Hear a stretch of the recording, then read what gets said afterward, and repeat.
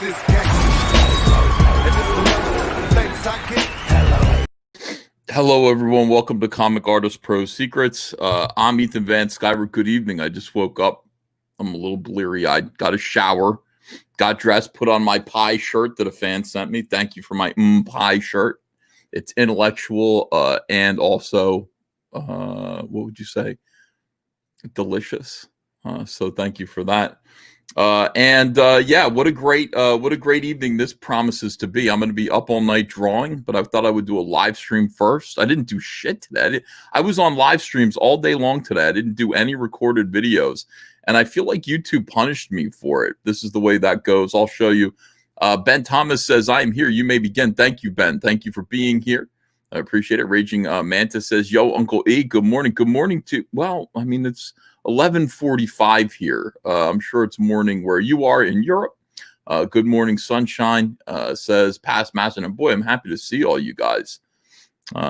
Fantastic. Oh, here's an oldie but a goodie. Ort, is it Zero Ort Cloud? I always had trouble with your damn name. Ort Cloud Clowns Comet Cowboy. Haven't seen you in a long time. It's good to see you again. Hello, Robbie G says, you rock MAGA. Hell yeah, MAGA. Let's make America great. If we possibly can at this point. Who even knows? I don't know what's going on. Anyway, yeah, I woke up and I was like, I didn't do any videos today, and I should have. I should have made a video. I got quite a few things to talk about. Yeah, I spent the day working. I'm working on Wreck Planet. I want to get Wreck Planet finished and to you guys. And it was fun to kind of draw all day long. But YouTube punished me for it. YouTube just does this thing where they will just kick off. They'll destroy your sub count for no reason. And I don't want to complain. I don't want to become one of those YouTubers that's like, guys, YouTube is going to do this. We better all move to bitch Ute. I don't want to move to bitch Ute. I don't want to. YouTube just did it again. They chopped off 150 subs all at once in a split second. That's an entire day's worth of subscribers. That's a humble brag. That's called a humble brag. Mike Jenkins, thanks for $1.99. Greetings from Montego Bay, Jamaica. Ross Love, Comicsgate. All right, thank you, Mike. You're in Jamaica, huh? I'm jealous. I would look to be. No, I don't want to be in Jamaica now. I want to have Christmas here. We're gonna have a white Christmas. Then we'll go to Jamaica. All right, yeah. So 150 subs all at once in a split second. That's an entire day's worth of subscribers that I lost. I wish I could do that on the scale, on the bathroom scale. Yeah. Haven't been able to do that. This would look crazy if Social Blade still did that live count meter. I used to have that on all the time when I was like working on my channel. The Social Blade had like a subscriber count meter, and it was just like a graph that would kind of go, and sometimes, you know, at one point when Solo came out, my channel like blew up. I got 20,000 subscribers in a single month when the movie Solo came out, and it was just like, it was so fun to watch that Social Blade graph. But they took that down, and the reason why I think they stopped doing that is so that they could do things like this. Look, I was at 130. Look at this, is progress, guys. Remember, I was stuck at 132,000 subscribers for an entire year. YouTube kicked me down to 130. They were actively taking away my subs. So I said, oh yeah, well, F YouTube.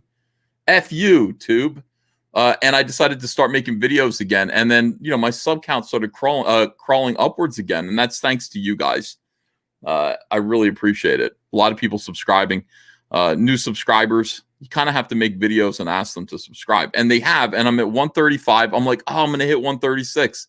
I'm gonna hit 136. That's a big deal.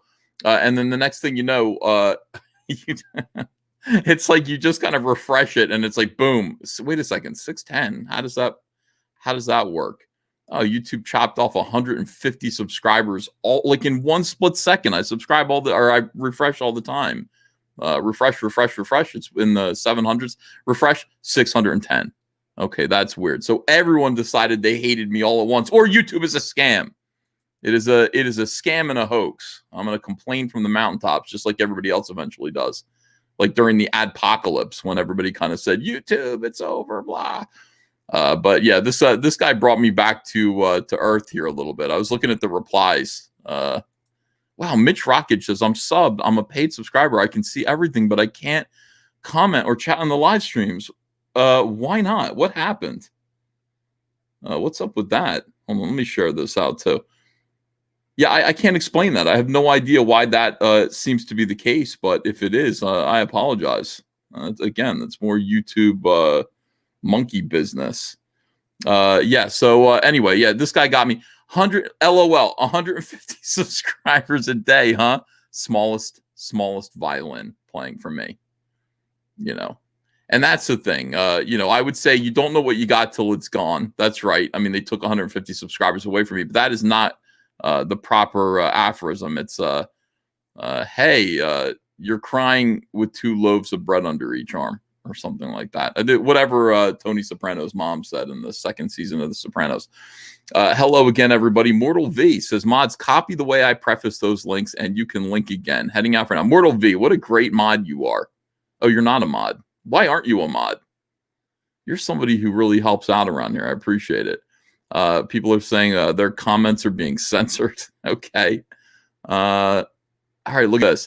The Nasser stream today, once you and Mike showed up, was like an old school Comicsgate stream. Cecil was hilarious. Soy Rage was funny. Great stream.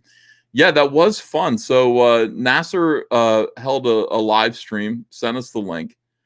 And I saw Mike was on it. And so I went, you know what? Like, here's the thing about me and Mike right now. We're tolerating each other. And the thing is, like, we don't like each other. And half of the humor that, we kind of throw, or at least that I throw, is making fun of Mike. Mike is feeling good right now. It's not kicking Mike when he's down because fucking Bitcoin. Whoa, Bitcoin like jumped up to like $24,000 today.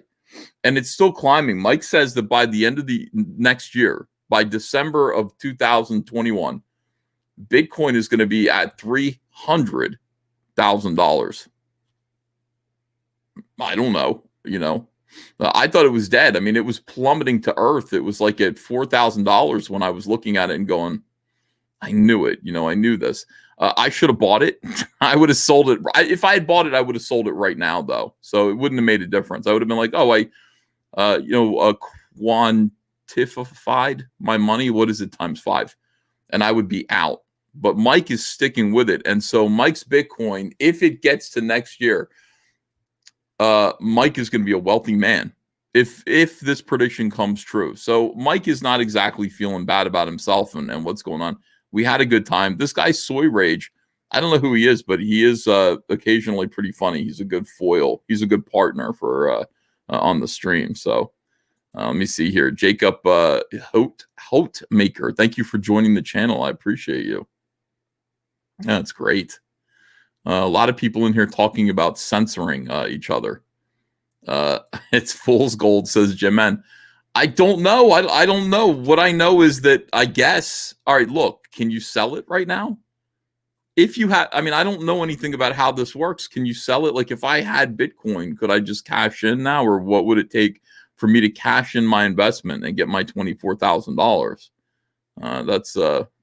Yeah, that's my question. Ryan Blue Thunder says, damn it, EVS. I was catching up on my backlog of old Cecil videos and got the notification. It's called Quintupled. Yeah, sorry about that. Sorry about launching a live stream suddenly. Quintupled, that's the word. I don't know why I couldn't get that. I'm telling you, I'm dumb. Careful with Bitcoin, though. Government's going after people. Yeah, the IRS is about taxes, I guess. I don't know. Were people not paying taxes on their Bitcoin? And $300K is about $500 after tax. Yeah, maybe it is. Cyberfrog books on eBay are better than Bitcoin. Yes, of course they are. Of course they are. They definitely are. We got graded. There's an internet site that actually does value. I mean, there aren't many people doing like the comic book. What would you call it? Comic book price guides. Remember, comic book price guides were a big deal back in the 1990s because most of 1990s comic book collecting was actually about resale. Like, I'm collecting as an investment. These poor guys. I'm collecting as an investment, and that's why I'm buying 100 copies of The Death of Superman. Now, The Death of Superman printed like 10 million copies of that book. They're going to be worth shit. They're going to be worth nothing. If you want a copy of Death of Superman, you can get one for pennies. It's nothing. Cyberfrog, though, I mean, the biggest print run we've ever had is 20,000 copies. So it's going to be low no matter what. This guy here does a site that does, well, what he does is he kind of checks out like what the books have sold for. Rather than just sort of assuming or making any kind of predictions about what a comic book is worth, this guy finds new comic books. He's got a website and he goes, what are they selling for on average on the internet? What are they actually going for? And that way you can actually get a real price, right? You can average out what they're selling for. And at least if demand and price and all that stuff is a good meter judgment of what a book is worth, then here we go. I did these proof copies, and these showed up on his site now. He says, hey, a couple more books got added to the Key Collector app. So it's an app. The Key Collector will tell you what your books are worth and where to get them. Cyberfrog Wreck Planet Ashcan. We had, how many of these did we make? I think we made 200 of these, and I sold 180 of them on eBay. And I announced it. I said, we're selling 180 of these on eBay. And they sold out instantly. I mean, they sold out in 6 minutes, all of them. And people were angry with me. Now, all it is it's the Wreck Planet preview book. It's not even really an Ashcan. We're calling it an Ashcan, but it's a full-size book. With just a matte cover, it doesn't have the nice foil cover. It's more plain. But because it's more rare, it's not as pretty as the final product. But because it's more rare, because it was created entirely for me to look at it and make sure that the printer printed it right and the colors are right. That is why there are so few of them. And indeed, it's now worth, look, at in perfect condition, $225. That's because there are only 180 of them out there. I've got 20 of them on the rack here. You can see them right behind me. Maybe I've got fewer than 20. Oh, some of them were damaged. I had 20 left over. I've got about 8 perfect copies right there. And that's it. These are worth like $225 according to the Key Collectors app. And I think that's pretty neat. Mike Jenkins says, literally never sold one book I bought in the 80s and 90s. The whole experience of buying and reading is priceless to me, though. Yeah, like I'm buying my Fantastic Four. I'm buying my Fantastic Four collection. I want the entire Jack Kirby run, but actually I want all of them all the way through John Byrne's run. I want the entire, I love the Fantastic Four, and I've never read the stuff from the 1970s, just in bits and pieces. So I would like to read the whole run all together. I picture myself taking a month off at some point in my life. I'm an old man. I should be able to lie on the couch and read comic books for an entire day. I feel like I've earned that, but no, it's not going to be anytime soon. But once I have all the Fantastic Four books, I will read them, and then I'm going to pass them on to either a child or I guess I would leave them to Andrea as long as she understood what they were worth. I'd be like, sweetheart, take these, and in this scenario, I'm deceased. Take these to a comic book store and understand that even though the comic book market has been decimated, these are still worth something, and make sure that you get a good price for them. So I would say the Fantastic Four collection would be an investment of sorts. But mostly it's just because I love them so much. Let's see. Seppuku Sushi says, nice name, by the way, with a frog. Damn you. Ethan, how much will the Ides of March Wreck Planet be worth? I don't know. Let me take a look and see what the print run on that is going to be. Now, the 24-hour variant for Cyberfrog 2 Wrecked Planet, I'll show you what sales look like right now, if you're interested. Some people are interested in this. Other people find it boring. But, we will see. All right, so what is it going to be? Here is this is the items report. So this is what everything has sold so far. You can see the Jay Lee version has sold 7,189 copies. The Ides of March variant is just a little bit over 2,100. So I will be printing 2,200 copies of the Ides of March variant cover. Those 91 bonus copies, extra copies, will be held in case of damages. Is that enough? I might print 2,300 just to make sure. I don't know if 91 copies is going to be enough. Usually it's 5%, though. 5% is a good gauge of damaged copies that you might hear about. You'll get like 5% returns or damages or something like that. So you need to be able to account for that when you have fulfillment going on. So 5%, 10% is yeah, about that. So 91 should cover that. That's a overprint of 5%. And this is the kind of book that we definitely want to keep rare, this version. So probably 2,200 copies of this. And once fulfillment is done, I will probably dispose of the other 91 copies. I'd like to let you guys know what the print runs are of these books. There are some that are going to be kept very low print run. And there are some that I'll print many of. The Jay Lee Wreck Planet comic book, if this were it, if we ended right here, I would print 10,000 of these. I would print a 10,000 copy run. I would distribute these out, and then we'd have enough copies to give to people who missed out when we launched Cyberfrog 3. And that's the key thing. The key thing is to always have enough comics so that new fans are ready to come on board. You can't get new people to come and buy Cyberfrog 3 if they haven't read 1 and 2. So just make sure you have enough copies of that lying around. Ultimate Blood Honey Gold will be printed to ship 2,500 copies of this. Let me see how this is all going. Villainous Scum. This add 2,500 to these numbers right here because these are all in the honeycomb box. So yeah, add 2,500, and to this, the Cyberfrog toy. Damn it, we've got to calculate all of the copies of Wreck Planet that have sold, like this plus the honeycomb box, and then these. And that's how many Cyberfrog toys. It's going to be close to 20,000 Cyberfrog toys that I've got to make. And that is how many I believe I've ordered there. I'd have to double check that. Salamandroid toys, we're ordering 8,000. I was able to cut my order down. Thank God.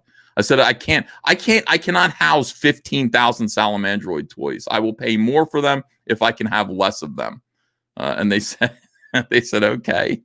So I'm paying double what I was going to pay, but I'm getting half of them. And some people might go, that's really dumb. No, you don't want to have all right, look, if I've sold about 4,000 Salamandroid toys, I've got another 4,000 left to sell. I can do that. I can sell those in other ways, I guess. But I do not want to house another, on top of that, another 8,000 toys or 7,000 toys. That would be killer. And that's what we're going to do. All right, let me see here. So we try to keep print runs down, but it is important that that the main books, there are enough left over so that new readers can come on board. I lost where we were. Oh, here we go. Good time. Johnny G sold his for $350. You sold that for $350. Good for you. Yeah, people wanted them. Frogfather missed out on Warts and All campaign. Any chance of scoring a junior executive box this late in the game? No, but the junior executive boxes, again, we are printing, we're overprinting those by 400 each. So there are going to be an extra 400 junior executive boxes for eBay. There will be an extra 400 senior executive boxes for eBay. And there will be, on top of that, we're printing paperbacks. I'm hearing from people are saying there's got to be like a less expensive option to people who just want to read your books. And what people want or say they want is like digital. Digital is the last stop for my material. I would do digital Cyberfrog, but it would have to be better than a PDF. I don't want to just send out PDFs. It's a real drag.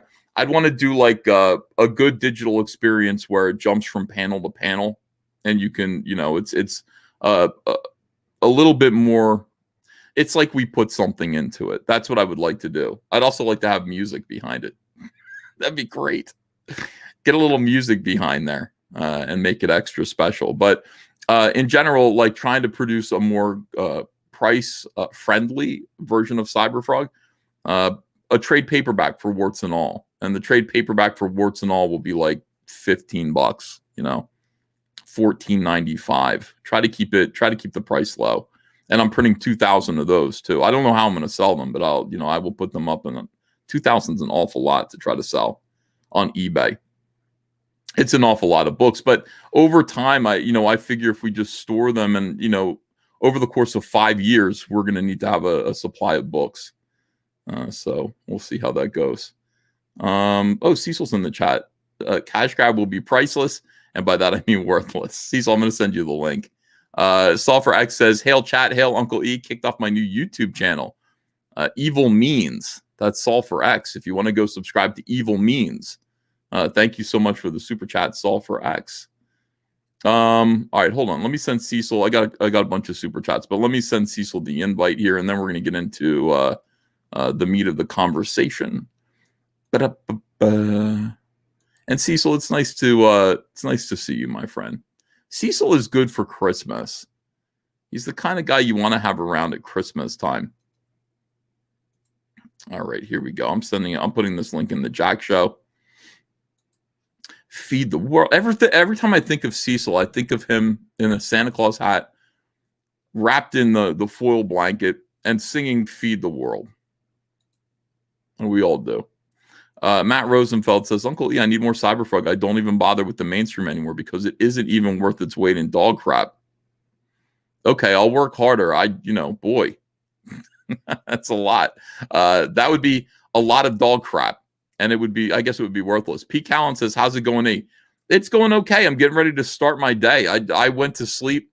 I was on the live stream with Nasser and Mike S. Miller. By the way, Cecil's performance with Mike S. Miller today was so goddamn funny. It was so funny to see those two guys together again. If you missed it, go to Nasser's channel. I know, and watch the newest video. I promise you will laugh. Camara says, "Baby Yoda was ghetto stomped by Luke's emo nephew." Yeah, inevitably, that is what happened. Oh boy, everybody's got good stuff. Casis says, "Uncle E, rather than digital, why not have Cecil and Malin act out the books?" That is a really good suggestion. Smartlock says, "I definitely pick up the trade paperback as well as a trade paperback of all the current Cyberfrog issues once there are enough of them."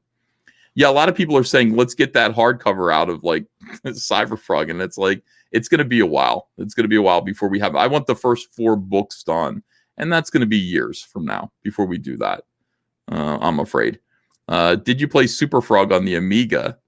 That sounds familiar, but I don't remember that. That'd be cool. Super Frog. I like the ColecoVision. I wanted a ColecoVision. That was like the best. During the era of Atari, ColecoVision had the best games, the best graphics. Good time Johnny G says, "What the fuck? I just noticed that YouTube unsubbed me from UE." So that's one of you. It's good to know somebody is noticing that's happening. Part of me just goes, this is just silly. Like if they can just do that, then I don't know what's real anymore. I feel like I don't understand what's real. I feel like that really upsets me existentially. Are these subscribers that I'm getting real people, or is this just YouTube goofballery? Who knows? Cecil is good to clean you out of alcohol. Yeah, no, he really is. I'm very slow. Cecil bought me a bottle of rye. I just finished it. I just finished that bottle of rye today. I mean, that was in my house for a year and a half, I think. Maybe just an entire year. Yeah. Cecil does like my whiskey.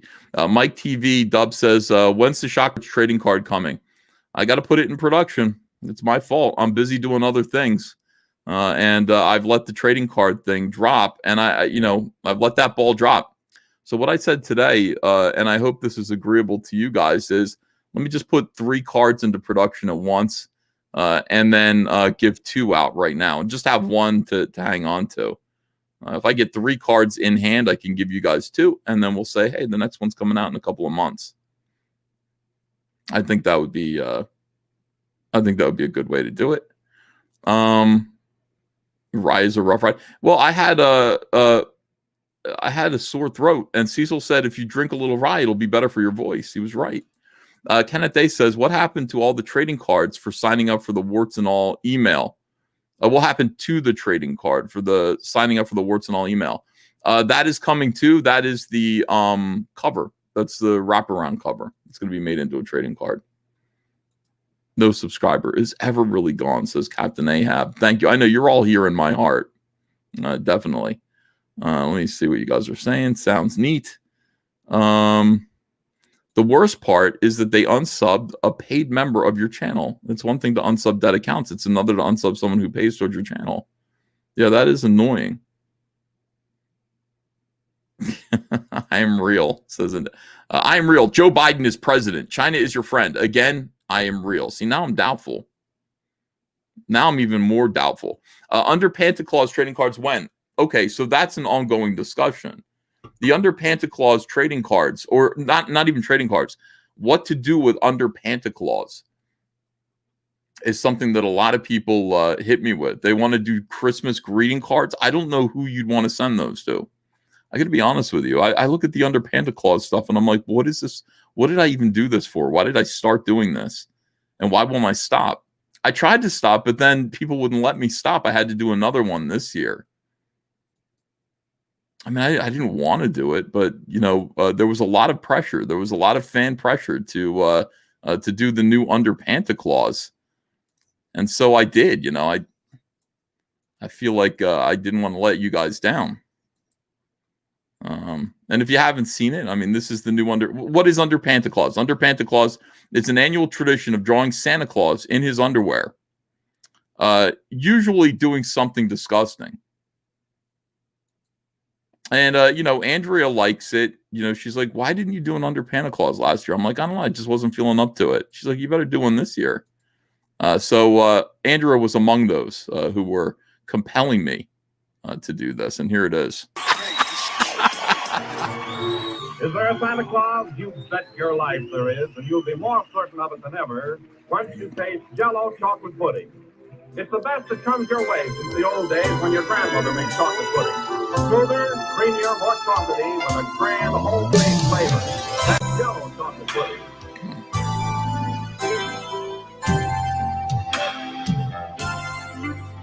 I still believe in Santa Claus. Maybe that's just because I'm still a child at heart. And I still believe in old Saint Nick. And again, maybe that's the trick we need. Yeah. We need to retrieve from a world of make-believe. Let's make this Christmas last forever. Shine a little love along the way. For the sake of all the children. Everyone's saying that's not Santa Claus, Ethan. That's you. No, that is not me. That looks nothing like me at all. Zero Fun for $10 says, hey, am I allowed to shout out a friend? Oh, Cecil's here. Hold on. Welcome, Cecil. Hello. Welcome. Hello. It's good to have you here. Zero Fun, Cecil. He says, am I allowed to shout out a friend? Is he? Okay. Yeah. Okay. He's a writer on Parler. His handle is @twice6. He's doing a cool serial microfiction that needs more love. I'm going to leave this up for a little while I talk to you, and you guys can follow this guy on Parler.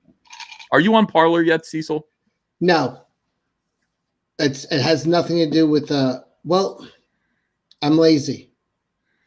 Yeah, it's a lot of work to get a social media account going, isn't it?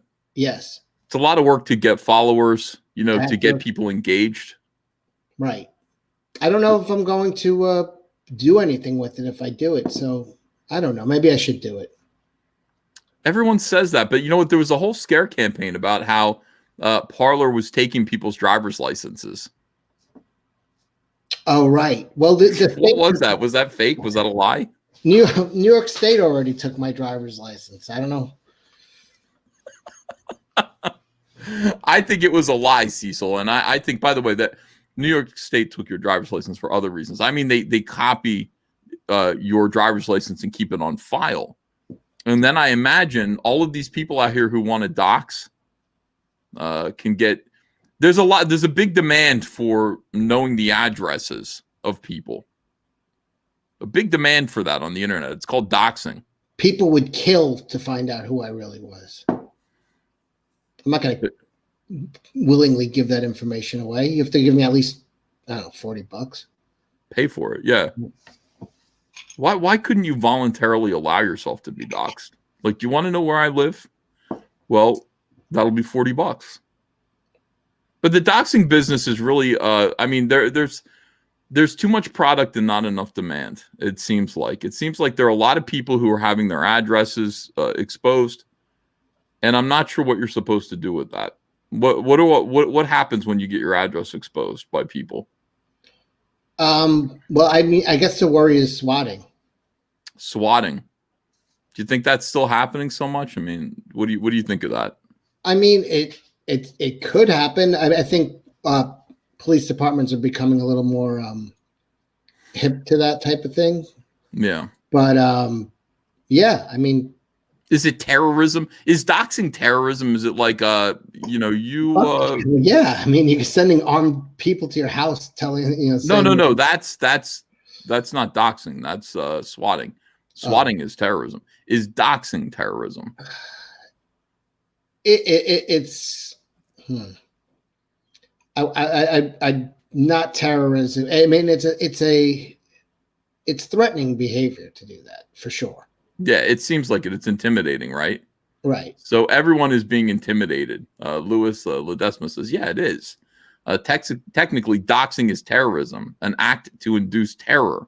So it's resident antagonist. And usually for, political reasons, right? I mean, that's what makes it terrorism, I guess. Swatting is attempted murder in my book, says Sauce. Yeah, I'm not really even worried about myself at all because, if I get a stalker or, I could use the company. So it'd be nice to have somebody outside waiting for me every day. But more of family members being harassed, that would be what I would be. I could care less. You could fuck with me. I mean, I basically keep the mask on as a, I don't know. Would it matter if anyone saw my face anymore? I mean, they'd be like, oh. I think people kind of no, hold on a second. Let me backtrack a little bit. I was a little bit startled when I first saw you completely without a mask. And it's not because I went, oh, the other 10% of your head was not what I was expecting. You know what I mean? We've seen most of your head because, you wear different masks from time to time. By the way, you were wearing masks before masks was mandated by the government. You were in full compliance. I was doing it before it was cool. But anyway, it wasn't that. It was just that you're not really meant to have a face. You're meant to, that is your face. The mask is your face. The red mask with the whatever, the Hellboy goggles that you've got. Hell, they're not goggles on Hellboy. They're sawed off horns. But that's what it reminds me of. When I see you, I think of Hell Cecil, Yeah, it's kind of like when a wrestler who's been wrestling for 20 years with a mask on and he loses it. It's kind of like, I mean, you knew kind of what he was going to look like, but you're like, it was better the other way. Yeah. It's like when I saw Madonna naked. I was like, you can keep your clothes on. I like seeing Madonna naked. Did you get her sex book back in 1992? No. When she was fucking Vanilla Ice in it? I was just a child, Ethan. You were just a child. Yeah. She did a book called Sex, I Bought It. And it had her hitchhiking naked and yeah. I mean, Will Hungendunk, I'm handsome. Good for you. Yeah, I'm not so sure. I don't know that I liked it that much. I was like, this is weird. This woman, I mean, here she is. Who was she messing around with? Like she was naked with 2 Live Crew. Like they were passing her around in the. Who, Madonna? She had a good run. She was, who was she with? She was a Vanilla Ice. She was with the ball player. What the fuck's his name? Canseco. She was with Dennis Rodman. All right. And wasn't she also with the other guy, the Yankee, the one who's with J-Lo now? I wonder how much that book's worth on eBay now. Not as much as Cyberfrog. Not as much as Cyberfrog. Cyberfrog's doing great right now. If you bought a copy of the Cyberfrog Wreck Planet preview book, holy cow. Oh, for God's sake. Hold on, Cecil. We got to get into this. I'm not into that. No. We got to. I'm into some weird shit, but that's not for me. Yeah, Ichibaka sent me this. There's this whole new crop of like pissed off, ugly lesbians who are yelling at the patriarchy. I like ugly chicks. I mean, I like cute chicks that ugly themselves up a little, but I don't like ugly chicks that ugly themselves up a little. That's even. I know that's what's worse. It's like put a hat on a hat. You're not fooling me. I know what you're doing. Yeah, we get it. You're already ugly. You're just being like, look, I made myself look this way. No. You were already ugly to begin with. And I said, in this Ichibaka Senate, I was like, this bitch is trying to look like David Cross to own the patriarchy. It's fuck that. Me everything I Hold need. on. So I have this thing, call it a little quirk, if you will. I have hair in my armpits. Oh! Cecil. Yeah. Okay. Wait, this is.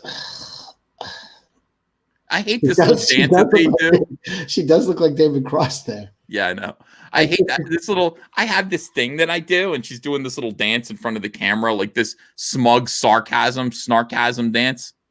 She looks like a teenage Hasidic right there, because she's got the payas hanging off the side of her head there. It looks like you're not wrong. Yeah, you're not wrong. I take it back. I didn't realize that she would just feed them. But okay. All right, let me watch this whole video. I'm not gonna pause it. I'll start over again. Here we go. So I have this thing, call it a little quirk, if you will. I have hair in my armpits. I have it there for a few reasons. 1, lazy. 2, fuck the patriarchy. And 3, your response to them tells me everything I need to know about you. So I have this thing. Do you see that little dance she did? Yeah. That's called My Father Doesn't Talk to Me dance.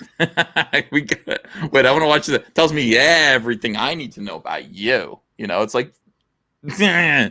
All right, here we go. Call it a little quirk, if you will. I have hair in my armpits. I have it there for a few reasons. 1, lazy. 2, fuck Definitely the patriarchy. lazy. Definitely lazy. Hold on. Let's not understate lazy.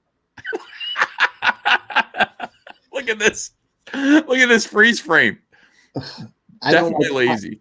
I don't like. She's got the worst type of fat girl body because she could gain 200 pounds and her tits are going to stay those same flapjack garbage. It doesn't go there. It goes straight to her belly. Yeah. I just didn't realize Micah Curtis had changed his pronouns. I wish he had told me. I'm sorry, she or they or whatever. Zir.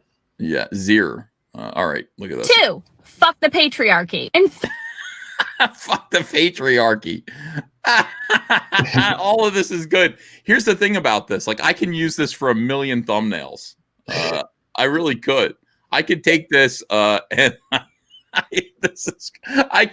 I could get so many video views by cutting this out and putting it. I don't know. I could come up with something for a thumbnail. I mean, yeah, this represents okay. The patriarchy is okay without you, sweetie. We're fine.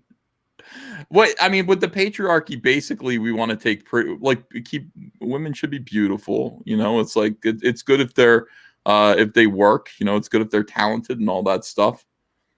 But fuck the patriarchy. We had no use for you. We had no use for you. Well, here's what the patriarchy set up. If you're ugly woman, you're almost invisible. But if you have a good personality, if you're entertaining and fun, you become visible again. Now, if you're ugly with no personality, you've got to do this type of shit. Yeah. This is in lieu of an actual personality. I'm going to let my armpit hair grow and shave my head. It's easier than fucking developing an identity or a personality or becoming likable. This way, when people say they hate you, they're like, well, that's because they're judging me on these No. A blind person would hate you. Yeah. Oh, yeah. I mean, just her voice annoys me. I was thinking of the smell. Oh, yeah. I didn't even think about how she smells. But yeah, it has she dresses herself up like this as an excuse as to why people hate her. Fucking A. Good God. You can stop. I want to freeze frame this anywhere. I mean, it's amazing. It's really, really good. Oh, I mean, this is the thing about it. Hey, hey, weirdos. This is great. This makes the patriarchy tons of money. When you act like this, we go, that's them. That's them. This is us. Who do you want to be with? Who do you want to support? You could make her next year's under Santa Claus. Oh yeah, I could. Hold on, let me see her armpit hair. She's got the same tits as your this year's. nipples facing the floor. I have hair. You put a pair of glasses on this, and it looks like every soy boy on Twitter. Just draw a little pair of glasses here, and that's what it looks like. Just unshaven lesbian armpit every single time. In my armpit. I have it there for a few reasons. One, lazy. Lazy. That's the only reason. Lazy. One, lazy. Right. That's Look it. at her face. One, lazy. I can't develop. I'm not going to spend any time developing interests or a personality. Look at her face. She's looking off to the side. One, lazy. That's the main reason. Oh, shit. This is how invisible people become visible. Oh, is that what it is? Yes, Again, she's invisible. She's got a,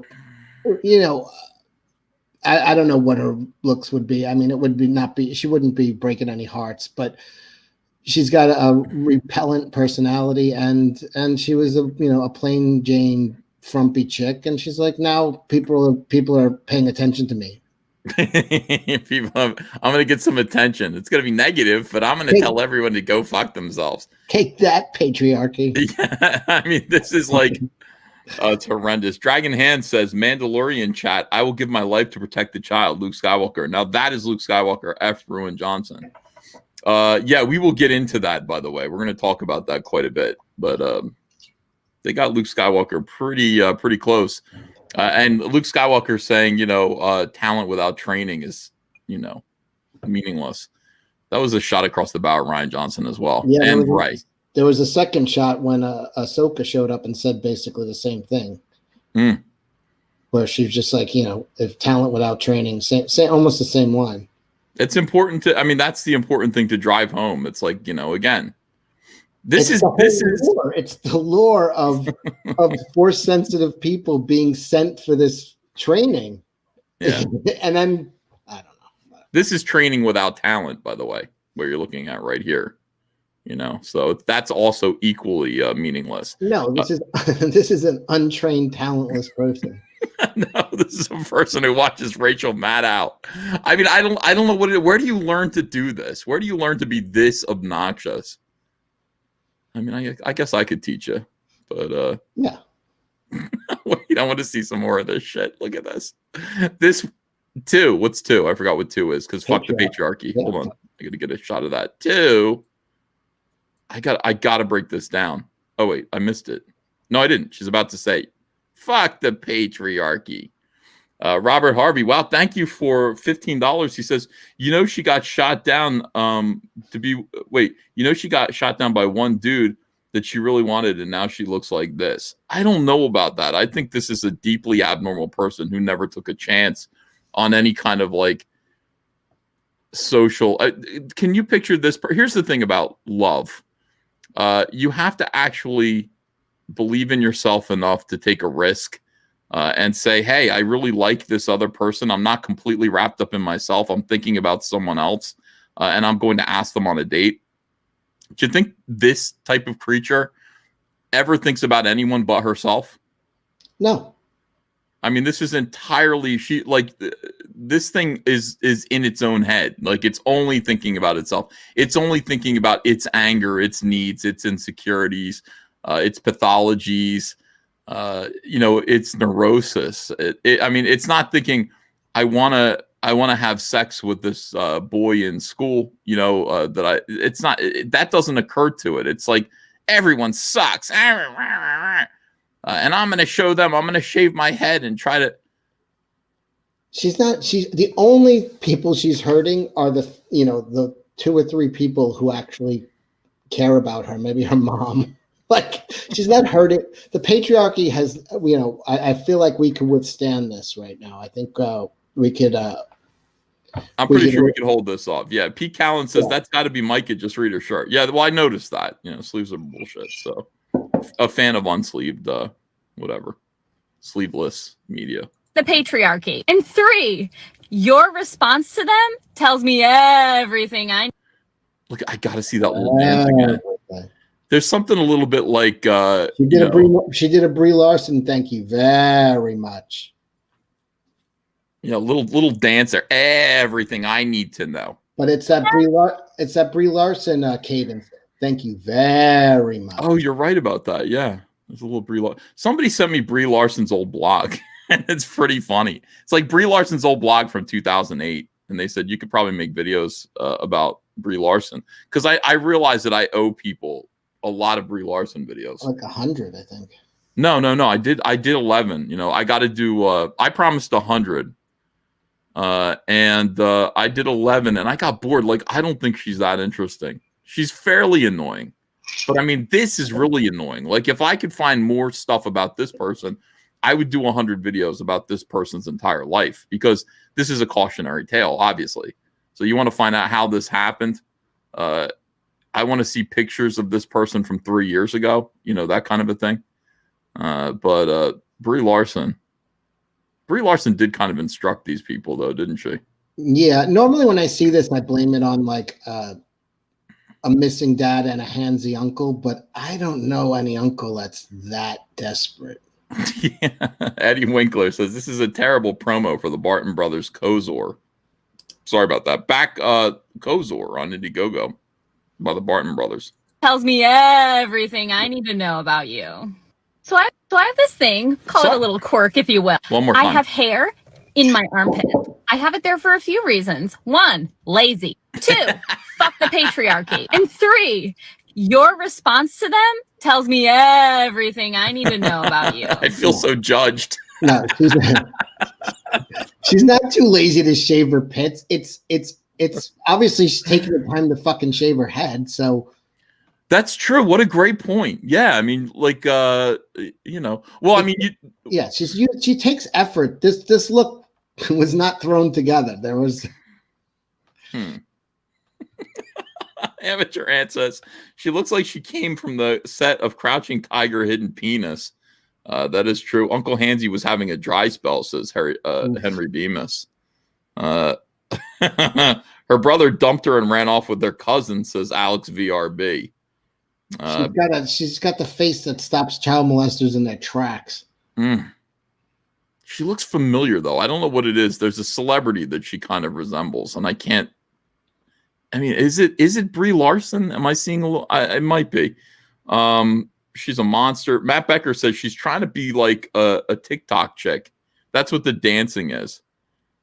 These kids these days. By the way, somebody in the chat earlier was like, "How old are you, you nerd?" It's like 46. I've got all these new subscribers who listen to my voice and they think I'm 20 because I've got a very, I've got a cool voice. But then they see me and they go, "Holy shit, Grandpa!" No. The kids these days, what they do, they have this TikTok thing where they can't stand still. TikTok is like about doing little dances and stuff. Mm-hmm. Like if you see kids now, like teenagers, I'd say it's mostly teenagers right now. You just see them at the mall or something like that. And while they're just standing there talking to each other, they're doing this. They're voguing. They're doing little dances. They're beginning to dance and then stopping. That's TikTok. It's like it's like flowetry. It's like flowetry, Cecil. It's constant attention. Yeah. When you do this, like, does that make your point? Like, hold on a second. Like, if I started talking, then I started doing more of this into the camera, would that make what I was saying more compelling to you? I mean, I think if you did that for a few minutes, it would make it hard to understand you because you'd be wheezing. And 3, your response to them tells me everything I need to know about you. So I have this thing All called. right, I can't. I take just picture her mom looking out the window. It's her on the driveway. Like, you know what I mean? Like, she's looking at you. Her daughter's got the phone on the car. She's in the driveway, and she's like, "Oh, what the fuck?" Yeah, it's so hard. I mean, this is the thing. Like, to be a parent is so hard. I'm so grateful Hunter's normal. Kaylee's turning out to be normal. It's like Ava's still 4. Who knows? But man, we're so lucky because that's a real burden on families. Joshua Carico says for $20, Ethan, sorry I just got here. I'm not a comic guy and not a culture warrior. I just want to support you. Is your comic book good for an 8-year-old? That's a judgment call, Joshua. Cyberfrog has violence in it. There's no bad language. There's no sex in it. I gotta come down hard on that because there was a sexy drawing by EJ that everyone loved, and I just said it's just I can't put it in Cyberfrog. Donald wanted me to send you a message. She said a fix for that is to throw some vegetation in the foreground and then have branches over. That's a good idea. That's not a bad idea. I don't want to. Here's the problem with that though. Like, so the answer, Joshua, is maybe. I would say if you're cool with video game violence, bugs eating humans, that kind of thing, Cyberfrog would be okay. Your kids would actually think Cyberfrog's pretty cool. But I can't think of I don't have an 8-year-old in my house right now, so I can't really picture an 8-year-old's perspective. I've got a 4-year-old and a 13-year-old. I'm sorry, but I'm not trying to cost you a sale. But you don't think so? But an 8-year-old, there are other books out there. Check out Cash Grab. Tonight's the last night for an 8. That's good for an 8-year-old. Joshua, I would buy it and read it myself if I were you. I think you'd really enjoy it. And thank you so much for your support. We really appreciate you. P. Callan says, if this is dancing today, I lost his live stream or his super chat. I better read quicker. Jason Life says, she looks like David Cross had a lovely night with Goro. How many takes before she said, oh, yeah, that's the one right there? Almost definitely, like, that's take 25. Ryan Trujillo says, this is what you get when you mix meth with Marxism. By the way, Matt Becker, that's a good comment. By the way, Matt Becker has a good comment. He called her Smelly Shoe Deconic.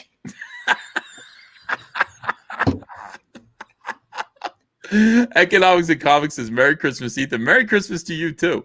Yeah, I did a video about Kelly Sue, and I was so proud of it. What I do is I do these openers to my videos now, which I thoroughly enjoy, and they make me laugh. I don't know if they make other people laugh, but I really like it. Did you see the new? I did, yeah. The opening is just so good with her fucking. If you don't unfollow, magic. Hey, let's give you $1 billion franchise. Canceled. Fucked up. I mean, don't buy it. See, this is the thing about that. Like, I respect that attitude in independence. If you want to say, you know what, fuck y'all, I'm doing my own thing. I'm an artist. I'm a guerrilla artist. If you don't like what I stand for, don't buy my comics.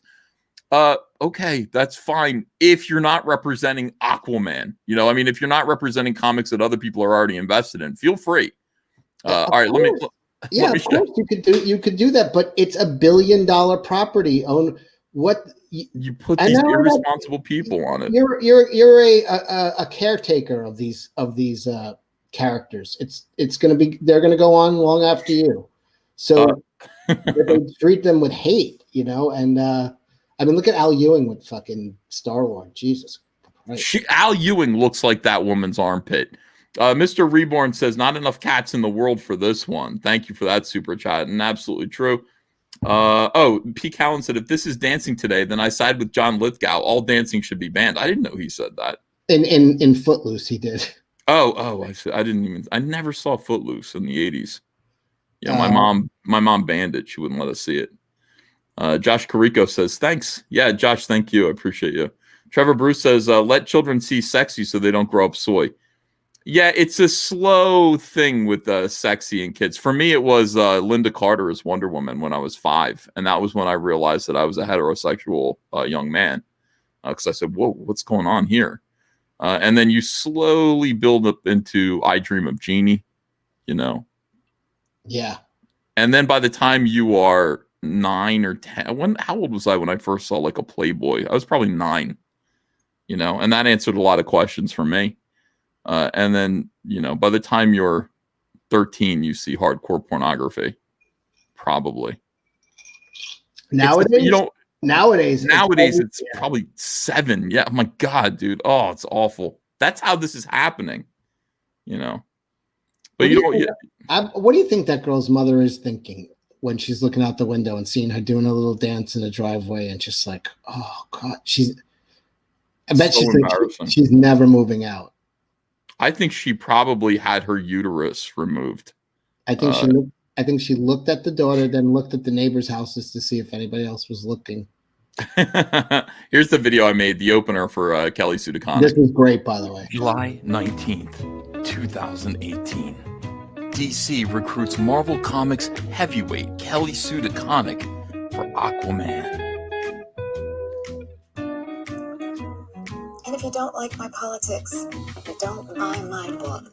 Problem solved. You know, you don't like my Twitter feed? Unfollow me.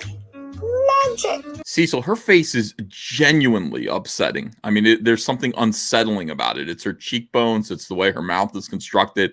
And this kind of, again, she's got that same kind of like, I'm better than you, dummy. And you're like, oh God, your face. These are the church ladies from the 50s. Is that what it is? I mean, they're so arrogant.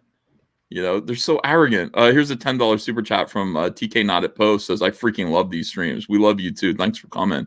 Ryan, is that a wig or is that her real hair? I think it's her real hair, believe it or not. I do, because I was looking at it. Oh, let's keep watching.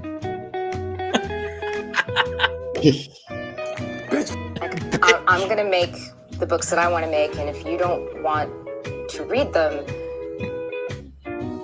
don't read them. Today, no Aquaman comic from DC in March 2021. First time in 10 years. Brought to you by Ritz Crackers. That's the new thing, dude. Thank you for Ritz. I mean, it's so funny. It's like, it used to be soy. Ritz is the new thing, and it's a meme that's happening totally like just grassroots. Nobody's talking about soy. They're like, what kind of, we got to come up with a new language for incorporating Ritz eaters. Like, what does it mean to be a Ritz cracker eater? You know, they're what are those called? They're little hors d'oeuvres that you serve at parties. We gotta create a whole language for this. Hors d'oeuvres. Hors d'oeuvres. What do you call those hors d'oeuvres? Hors d'oeuvres? No, hors d'oeuvres is the word I was looking for. I was looking for that word. Let me see. Ryan Blue Thunder says these old Cecil videos are fantastic. You can't spell Ewok without woke. Lucas was a better writer than whoever wrote the Bible. Let's be honest. I don't know. There's some good stuff in the Bible. Like what? Like when they went to King Solomon, when they went to King Solomon with the baby. Oh yeah, let's cut the baby in half. Problem solved. Yeah, one of them was like, "Fine, let's do that," and he was like, "You're not the mom, you bitch." That was pretty easy, right? Yeah, problem. And that guy was called Solomon. He was because he was wise. Mm-hmm. So let's figure out who owns this kid. The one that doesn't want to cut in half. Yeah. The one who says, no, give it to her. That's the mom. No, but give it to the woman who says who's okay with it getting cut in half. Well, because you had a sword over the kid. It was. Oh, yeah. He pulled out a sword. If John Malin's in the chat, John, the link to this is in the, I don't know what you're doing, if you're feeling up to it, but if you can come in here, that'd be great. Link's in the Jack Show room. Kelly Sue is almost 50, still dyeing her hair like she's 15. I listened to her whole video. I listened to that whole interview, and it was crazy. Like, she's like, girls, there's this myth that only that the audience for comics has always been boys. And that is not true. There is nothing masculine about words and pictures. That's true. One of the biggest comic books, she says, of the 1940s and 50s was a book called her Girls Comics or something like that, or Girls Magazine. I can't remember what it was called. It was like Patsy something? Or no, it wasn't even like that. It had a photo cover. They showed it while she was talking. And I was going to do a whole extra video where I exposed how stupid this is. But she's like, girls have always liked comics. And then there's a picture of girls' comics with a big circulation of 500,000. And sure enough, it says stories, comics, on the side, like telling you what it, and then underneath, how to do your hair, how to do your makeup, how to attract boys. Well, every story is the most anti-feminist story. It's like a woman, she's in love with a guy, and he doesn't pay attention to her, so she dolls herself up to win him over. It's like the most anti-feminist. Of course it is. It was appealing to girls, and it was called Hey Girls. I think that is correct. What it was called. I think that's what it was. Girls Paper. I think it was Hey Girls. That's what that girl needs. The one we were just looking at. She needs a whole collection of those. What? See, we failed her. Comics failed her. Instead of Hey Girls, how to do your hair. Clearly, she didn't read those comics. She's reading. What is she reading about? Dr. Phasma or whatever that fake Star Wars character is that Marvel has. She's fucking reading the Little Red Book. That's all she's reading. What's the Little Red Book? Isn't that Marx? What? Marx. Oh. I thought you were saying Marx like Mark Wade's. Isn't this Mark Wade's book? Yeah, Mark Silvestri's Little Red Book. I'm so dumb. Deltaverse Comics says that chick makes B. Arthur look like a porn star. Oh, that was Mao. Mao was the Little Red Book. I'm sorry. Mao. Was it Mao or I thought it was Marx? Well, I mean, one is Chinese. The other one is not Chinese. I don't see race. Tonight's EVS stream was sponsored by Ritz Crackers.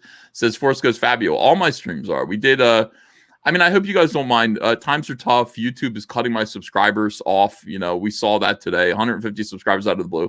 So I've had to accept some advertisers. I've had to, accept some sponsors to help pay the bills around here. And we're gonna have to do ad breaks every now and then. Thank you guys for being tolerant and kind. Ritz Crackers does sponsor this channel now. And here's an ad from them.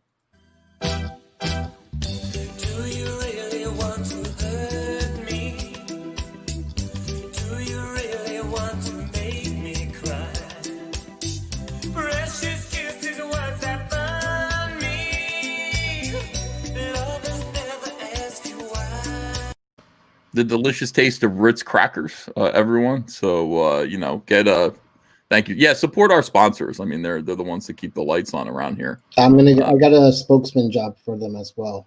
I'm all in on it. Are you going to be in their commercials? Yeah. Okay. Yeah, that's good, man. But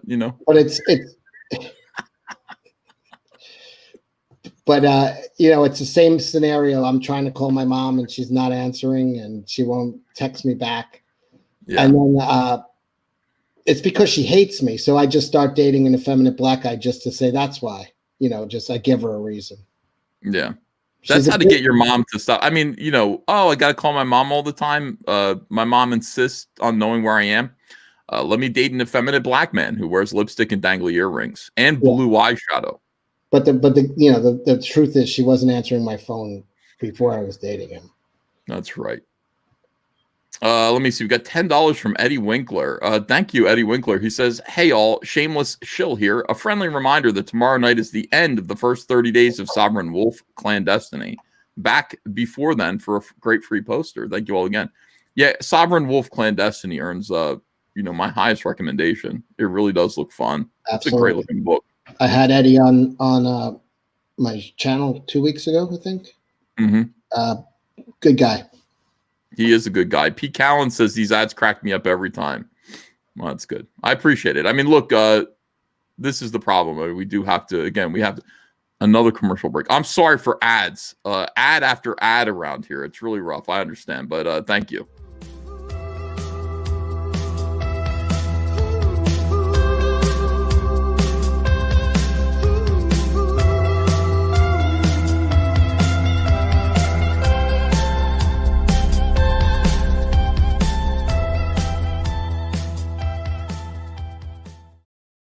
That's Ritz Crackers, a taste of welcome. Put the chicken in the fucking basket. Oh, chicken and a biscuit. That's what I thought chicken and a biscuit was I thought I would switch to that cracker, but no, they're Nabisco too. Somebody told me. I just like the name of the cracker, chicken and a biscuit. You know, can you bring me down some chicken and a biscuit? It sounds like so much better than it's going to be because it's like chicken and a biscuit sounds delicious. Yeah, those crackers taste like garbage. By the way, did you see the speaking of chicken? The KFC did like a lifetime movie with Mario Lopez as Colonel Sanders, as a hunky chef. No, wait, he was Colonel Sanders? Yeah, I don't know if anybody saw this, but I don't. It's bizarre, but they literally made like a 2-hour Lifetime movie, and it was done by Lifetime for Kentucky Fried Chicken, and it's a whole a Lifetime movie in 20 minutes about like a hunky Colonel Sanders. I mean, I could pass for that, honestly. I mean, we look alike. You look like a hunk of Colonel Sanders. I'm the secret recipe. Did you say hunky or chunky Colonel Sanders? You bastard. Mandalorian season 3, by the way. We got to find out what that is. I think they're just switching to Boba Fett.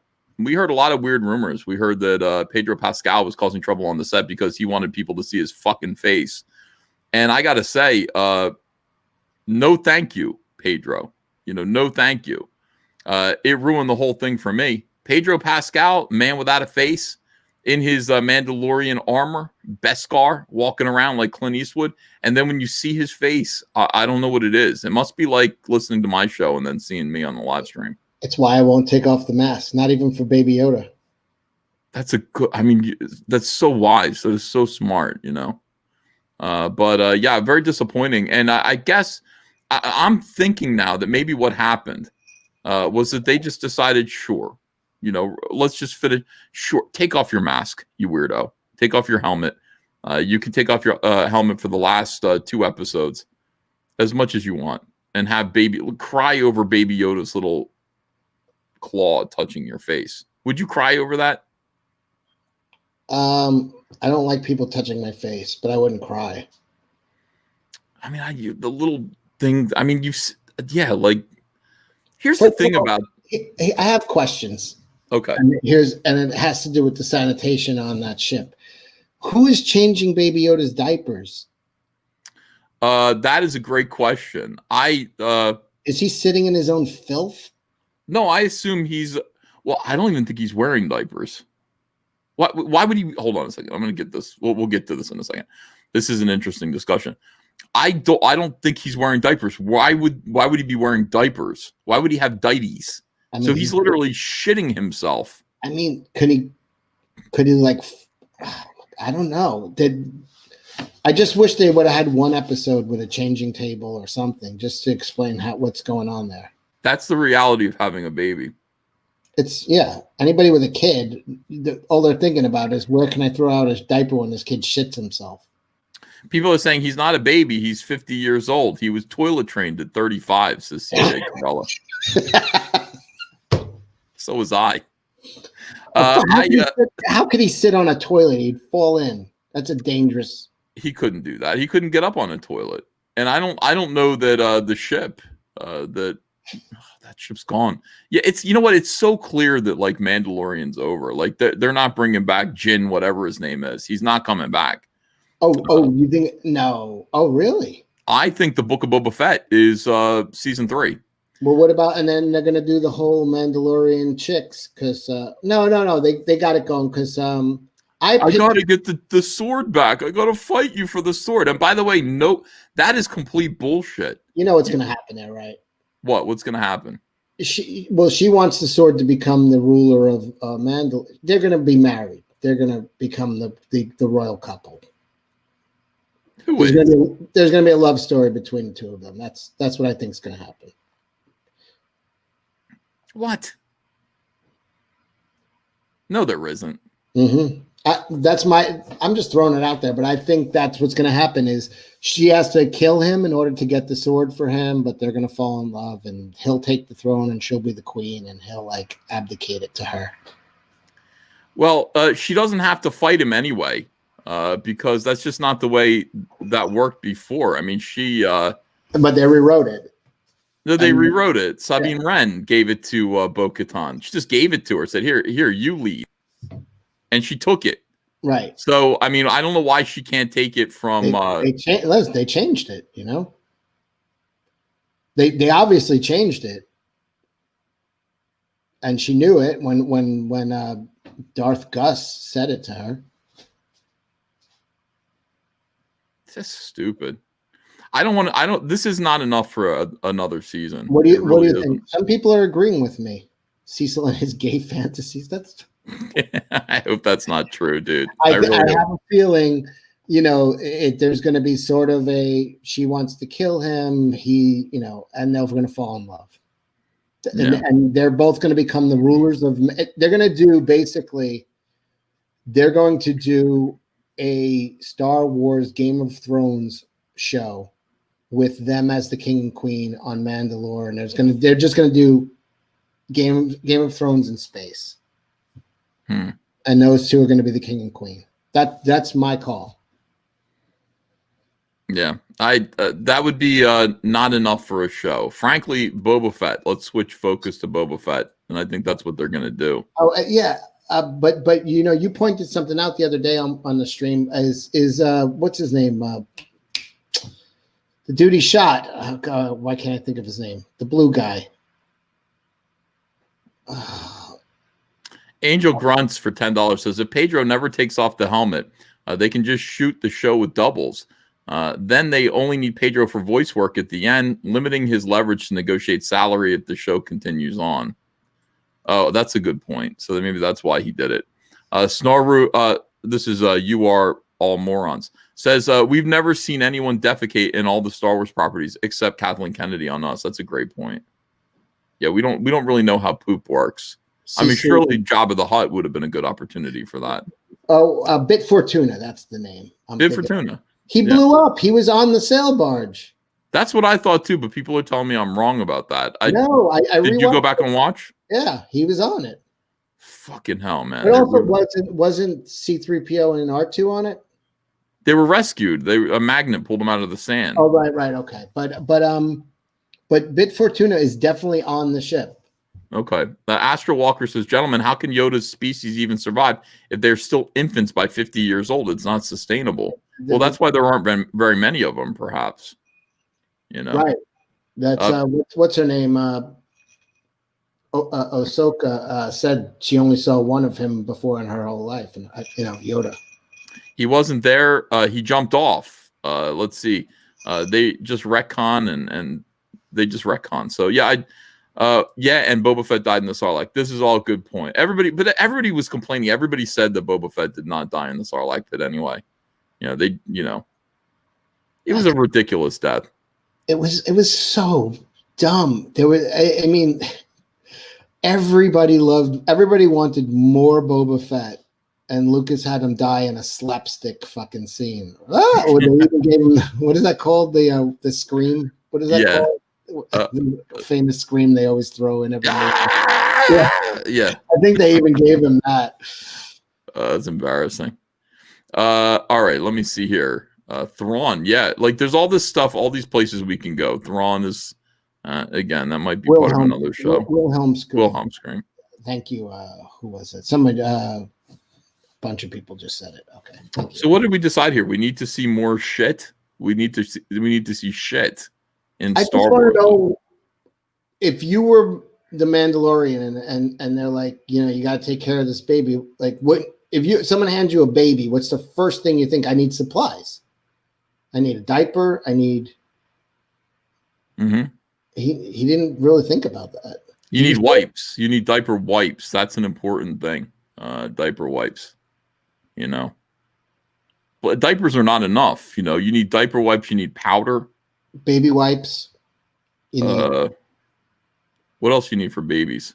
Well, he could keep the mask on. It probably has a filter. Yeah. I would just have stuck the kid in the my God, why can't I'm a little shocked tonight. I didn't sleep like you. We had a busy day today. We were like live streaming all day long today. He should have just froze him in carbonite until he found. There you go. Problem solved. Freeze the baby in carbonite. That's what I think. That's what would happen. The first time Baby Yoda shit in his ship, he would have been like, into the carbonite with you, and I got to find a Jedi. That's good parenting right there. It's, problem solved. Yeah. It's we used to think about that all the time. Did you watch any of the? Anna put a clip up. We actually, after the Jack show, very unplanned, we're like, oh, let's just watch it. And she was bawling. I saw pictures of it and said, "This is too gay. I can't watch that. I can't watch Anna crying over that." She was bawling, crying, and I somebody said Cecil is every man who doesn't know what to do when a girl is crying. It was just laugh. I was just like, it's like, can I help you? Are you all right? Okay, you're just gonna have these emotions. I felt great. I watched it early in the morning. I woke up at 4 a.m. and went, oh, new Mandalorian. And I went downstairs. The first thing I did. And I was, I don't know what it was, but it was a shot of happiness. I had a great day after that. I was enjoying myself. I thought to myself, and I didn't get to do this, but I really wanted to. I told Andrea, we're going to Target. We're going to buy Star Wars stuff. And she's like, you're not getting any Star Wars stuff for Christmas this year. You didn't ask for any. I'm like, now I am. And if you don't get me Star Wars stuff, I'll get it for myself. She's like, you didn't even open the sale barge from last year. I might do that. I think I'm going to do that. Let's open the sale barge. Not right now, but I mean, I want to make a video of it. It's Christmas. So for those who don't know, I asked for the Jabba the Hutt sale barge, which is very, I think it was a year ago. Wasn't that for Christmas last year? Yeah, and Andrea went out of her way to find it and to purchase it for me. And I got it for Christmas. And I got a Pac-Man mini arcade, like one of the, I put together the Pac-Man arcade. I've been playing that. I've been thoroughly enjoying that. It's probably my favorite present. But I did not even open the Jabba the Hutt sale barge. And Andrea looks at it sometimes sadly and goes, you really wanted that. I worked hard to get that for you. And I go, yeah, I'll open it, Dame. I call her Dame.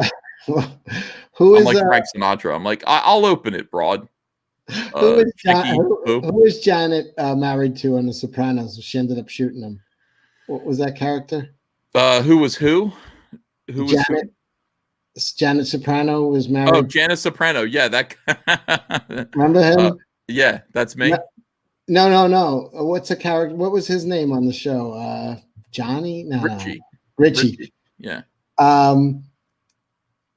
She's like Richie when he gave him the coat and then he wouldn't wear it. She's like Richie looking over at that box. No, but I asked for it. Tony didn't ask for that coat. I asked for it. My thing is, here, I'll tell you the truth of why I haven't opened it. And this is something that pisses me off that people do. It's very petty. But somebody goes, oh, you got the Jabba the Hutt sale barge. Let me show you what I did to mine. And they sent me photographs, and that person's probably in the chat right now. I don't remember who this was. They sent me photographs of their Jabba the Hutt sail barge that they had completely decked out. They'd added extra paint to it. They put lights, LED lights in the interior to light it up. They put Jabba the Hutt in there, the entire council, in there. And I just went, now I can never, I can't do that to mine. You could get LED lights are really cheap. You could throw them in there, and you could even have it on your phone so it'll light up different colors.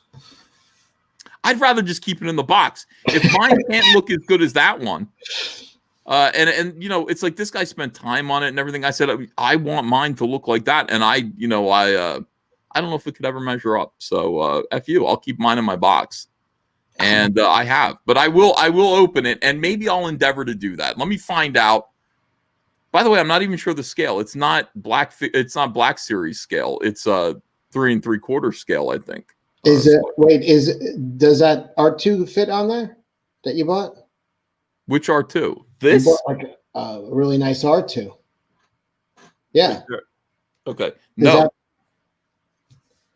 the sail barge is to scale with the classic Star Wars action figures, I believe. That's my personal belief. So, like the Rose teacup. I love that it's based on a belief system and not actually what's written on the side. Of the How would I know? I haven't opened it. You know, I'm pretty sure it's to scale, because a lot of, like, if you were going to do a Star Destroyer to scale, and they should do this, because I would definitely buy It'd one. be the size of your room. Yeah, a Star Destroyer to scale to the 3 3/4 action figures. God, that would be great. I mean, I got the Lego Death Star. A fan sent it to me. That is not like it's not to scale, Cecil. You never made? Did you ever build that? No, I'm keeping that in the box forever. I'm never going to build that. It's on my shelf. I look at it every day. I'm never going to open that. It's valuable to me. I show kids when they come down. Like my sister will bring her kids over. Here's something you can't touch. Look. Yeah. They go, oh. I go, nope. I go, they go, you going to play with it? No. I'm never going to play with it. And kids get very upset about that. They feel it's like it's a great injustice. Like, free that toy. That toy should be with me. You should hand them a bucket of Ticos. There you go. You can have these. Jim Cox for $5 says, I love you, freaks. We love you too. Thank you for being here. How big would a Death Star be? A scaled Star Destroyer would be like 30 feet long. Yeah. God damn. Yeah. Yeah, these kids, they're just like, why? Like, you don't deserve to have that because you're not playing with it right now. Like, we would be running that through the mud. What is this? Wow, Joshua Carrico says, off subject, support Jackson Geis. What happened to him? Yeah, what happened? Is he okay? Does anybody have any more information on Jackson Geis's well-being? I can look it up. Maybe he just has a new crowdfunder. He has, he did that thing with Mitch, the pencil neck Brightweiser. That was so great when you did that today, man. Everyone hates the Hut now. I don't think the Hut has any allies. So, you know, even like the anti-comic skaters are enjoying Hut, comic book Hut, you know, parodies. EVS, you should play the role. You should role play with the sail barge. Lay on the floor as the Sarlacc pit and have somebody throw Boba Fett cookies in your mouth. Somebody in the chat mentioned it was. I'm not too good for that, you know. Somebody in the chat mentioned that they killed Boba Fett just for a Sarlacc burp. Yeah, as if it wasn't slapstick enough. They made him like slam into the thing and then fall into the pit, and then the pit burp. I had it farting. Let me show you what I mean by that. Another commercial break here. Here's Boba Fett's dance, epic dance. Fuck the police coming straight from the underground. A young nigga got it bad cause I'm brown. And not the other color, so police think they have the authority to kill a minority. Fuck that shit cause I ain't the one for a punk motherfucker with a badge and a gun to be beaten on. And thrown in jail, we can go toe to toe in the middle of a sale. Fucking with me cause I'm a teenager with a little bit of gold and a pager. Searching my car, looking for the product. Thinking every nigga is selling narcotics. A Boba Fett, you know. Does it ever bother you that he always says narcotica instead of narcotics? I think I edited it so that we didn't get that final at the end of it, you know. I think. I don't know how that worked, but yeah, people started saying narcota. What is narcota? I think the original is narcota also for some reason, or maybe I've heard yours so much it's supplanted that in my brain. Probably. Runs with Scissors says Amazon some lights for RC cars. Get some last night for a miniature flying. Got some last night for a miniature flying police car. Miniature we are filming. Throw some lights in your Jabba barge. Runs with Scissors. Send me a link like where I can buy that because I will buy it. I don't see any news on Jackson Geis. He did Bass with Mitch. What's his Joshua Carrico says no worries. No worries. We're not worried. Sierra Nevada, by the way, best beer. It's pretty good. Yeah, I like it. He's got that as an avatar. Well Hung and Dunk says Uncle No Touch. Yeah, come down to the basement. It looks like a childish wonderland, but don't you keep your fucking hands off my toys. Don't touch. Even though you're a child and I'm a 46-year-old old man, don't you touch my children's toys. They go, oh, look at the superhero. Don't you touch them. They're priceless collectibles. Yeah, I'm the opposite of that. Honestly, it's the other way around. Kids are just, I'm like, do you want any of this shit? You want to take any of this with you? Like a little 4-year-old, like, no. I have my iPad here or whatever it is. Let's give, speaking of priceless things, let's give Mike some props on Bitcoin. I did at the start of this stream. What do you want to say about it?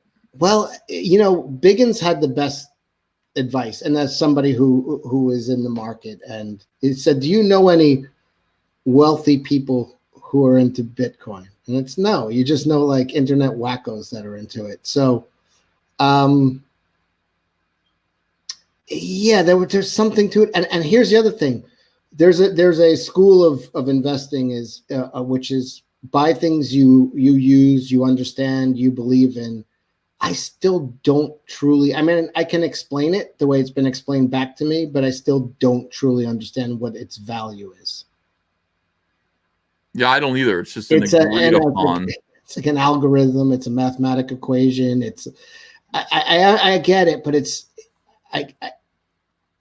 it feels like the fakest. It feels like it could be gone overnight, like gone like that. Like if we woke up tomorrow and it said Bitcoin is worthless, it was banned by 30 governments last, and then I feel like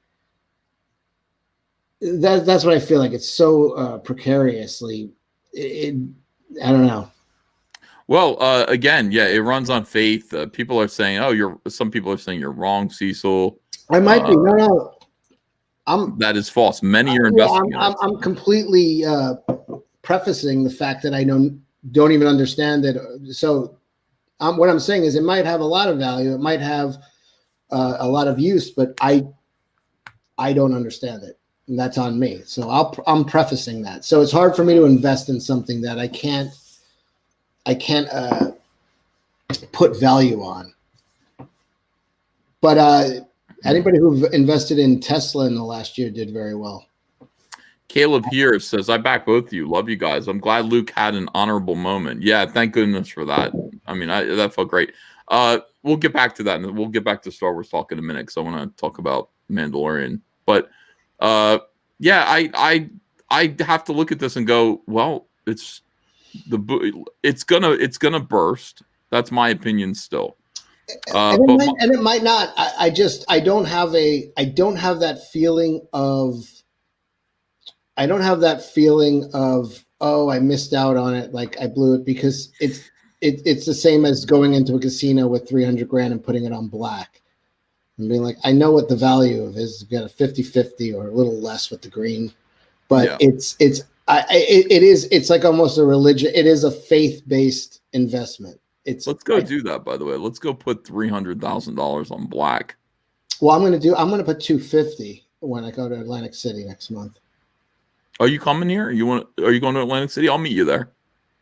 I'm going to your house. I didn't tell you I invited myself over. Okay. Good. All right. So yeah, absolutely. 200 Watt Studio says, "Hail, gents. Good to see you. Send Yanzi the link." Okay. Send Yanzi. Is Yanzi asking for the link? No. Oh, I see why. Yeah, Yanzi's wearing these like low cut tops lately. A lot of cleavage. People like it. I would be wearing those tops except for the skin tags. Skin tags are really funny, dude. Yeah. I'm going to start calling Andrea things that Frank Sinatra calls women. I'm going to call her Dolly. Dollface. Dollface. What does Frank Sinatra call women? Dames, broads. Dames, broads. I think broads but I mean, is that insulting? Like if I said, hey, broad, would Andrea be pissed off, or would she be like, oh, you're kind of like Frank Sinatra? You wouldn't call her a broad. Like if her and her friends were and upstairs and you came up out of your underground lair and said, hey, what are you broads up to? I don't think they get upset. Yeah, I don't think they'd get upset about that. Toots, sweet. Yeah, I do. I have stopped that in real life. If I know a girl, I usually pretty quickly give them a nickname. Yeah. But yeah, I call Andrew a baby or babe. That's what I call her. Hey, babe. I've never called her doll face, but I would like to. I don't know if I could get myself to do that and remember to do that. It's not a habit yet, you know. I say sweetheart or kitty or something like that. Sweetheart, I say. Kitty. Yeah, I've never said kitty. I think she'd be like, "The fuck is the matter with you? We hate cats." I'd be like, "Oh yeah, you know, we got to get this one out of here." Hunter's taking this cat when he moves out. We've decided this. We got Lily, and again, you know, Lily. Maybe we just don't like cats. I'm sorry, those of you who love cats. We don't like them. Okay, you can't force us to like cats. Got a cat. It was a mistake. This cat is up in our business. Wait, she doesn't like the cat either? No. And she cleans up after the cat. She feeds the cat. The cat is annoying. The cat is fucking annoying. So sell the cat. Give the cat away. I'm going to give the cat to Hunter. We don't want to sell the cat. We don't want to give the cat away.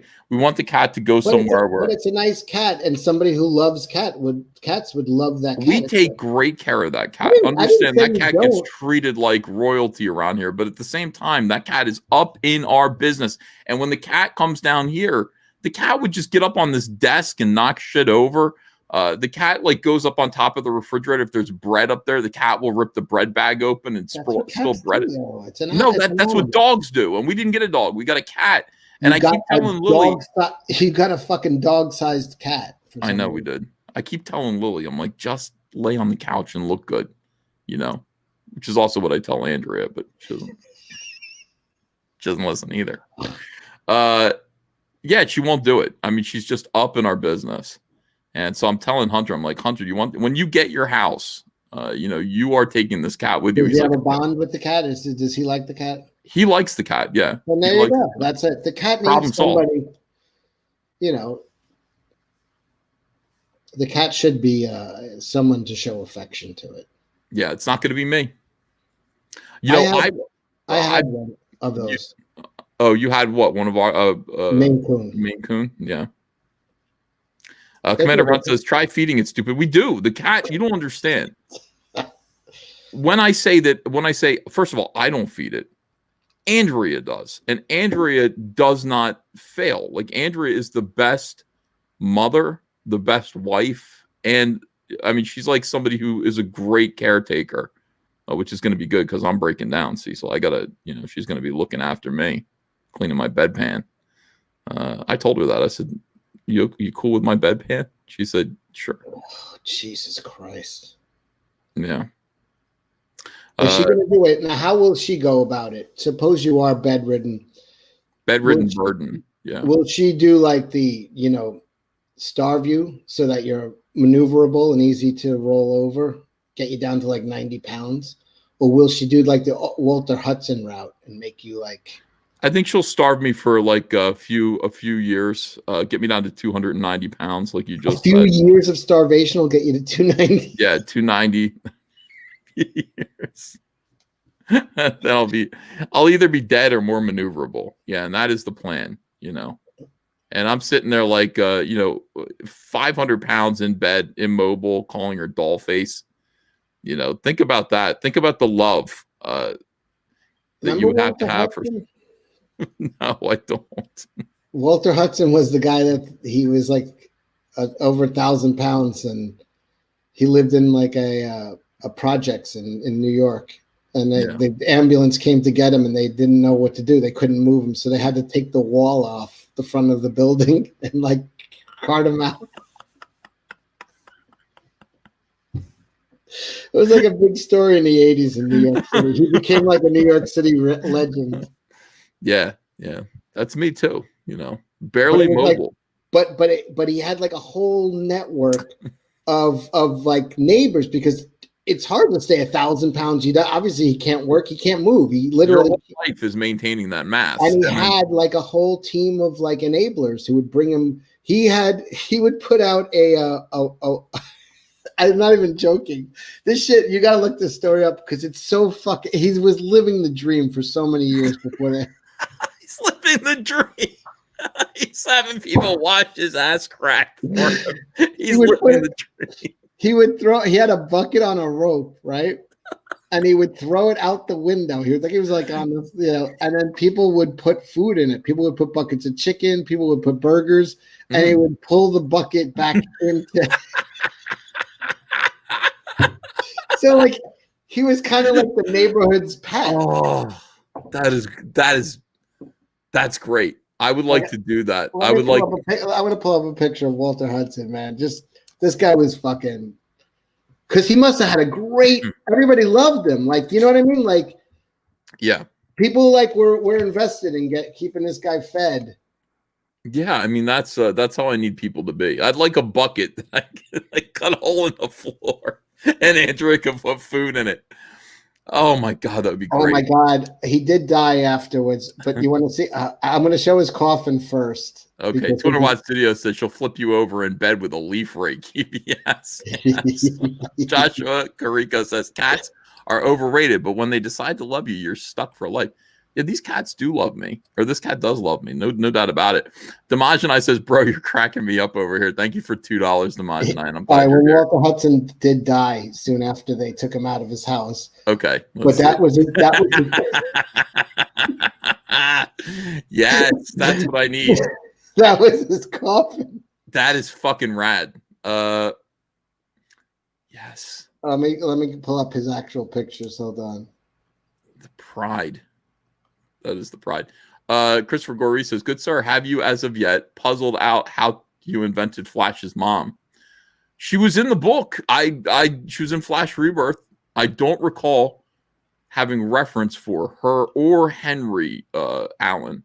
So I just made them up, and I didn't know I created any of them, but I'm getting money for them. So thanks. Shane says that we're getting paychecks for the video game stuff next week. I will tell you how much mine is. I think it's interesting. You're not supposed to do that, Cecil. It's so like classless to tell people what your royalty checks are. Like you never do that when you're working at DC, but when you're not, you might as well just, let people know. Did Richard Simmons help him? I want Richard Simmons to cry over me. No, it wasn't Richard Simmons. It was Dick Gregory. Yeah. Put him on a diet, and he got pretty stealth. He was down to like 600 pounds, but then he died. That's not bad. I mean, he should have went out on top. You know what I mean? No, if I got down to 600 pounds, I'd be feeling pretty. I'd feel like a great big loser. Here's what he looked like when they found him in his room, and it.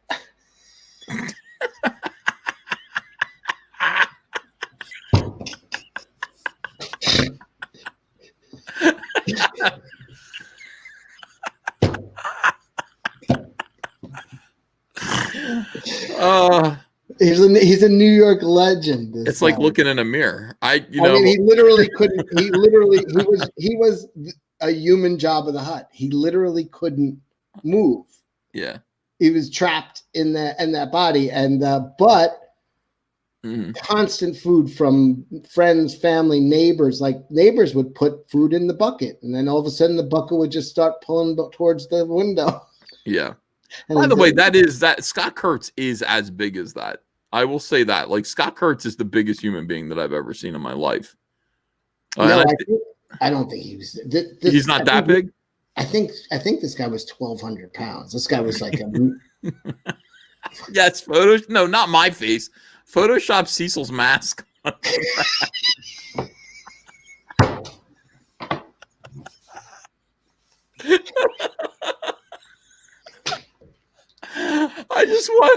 I just want to be a bedridden burden. That's that is my whole thing. I mean, I picture myself as Brian Wilson, the bedridden burden, but I'd be more like this. I mean, I'd be realistic.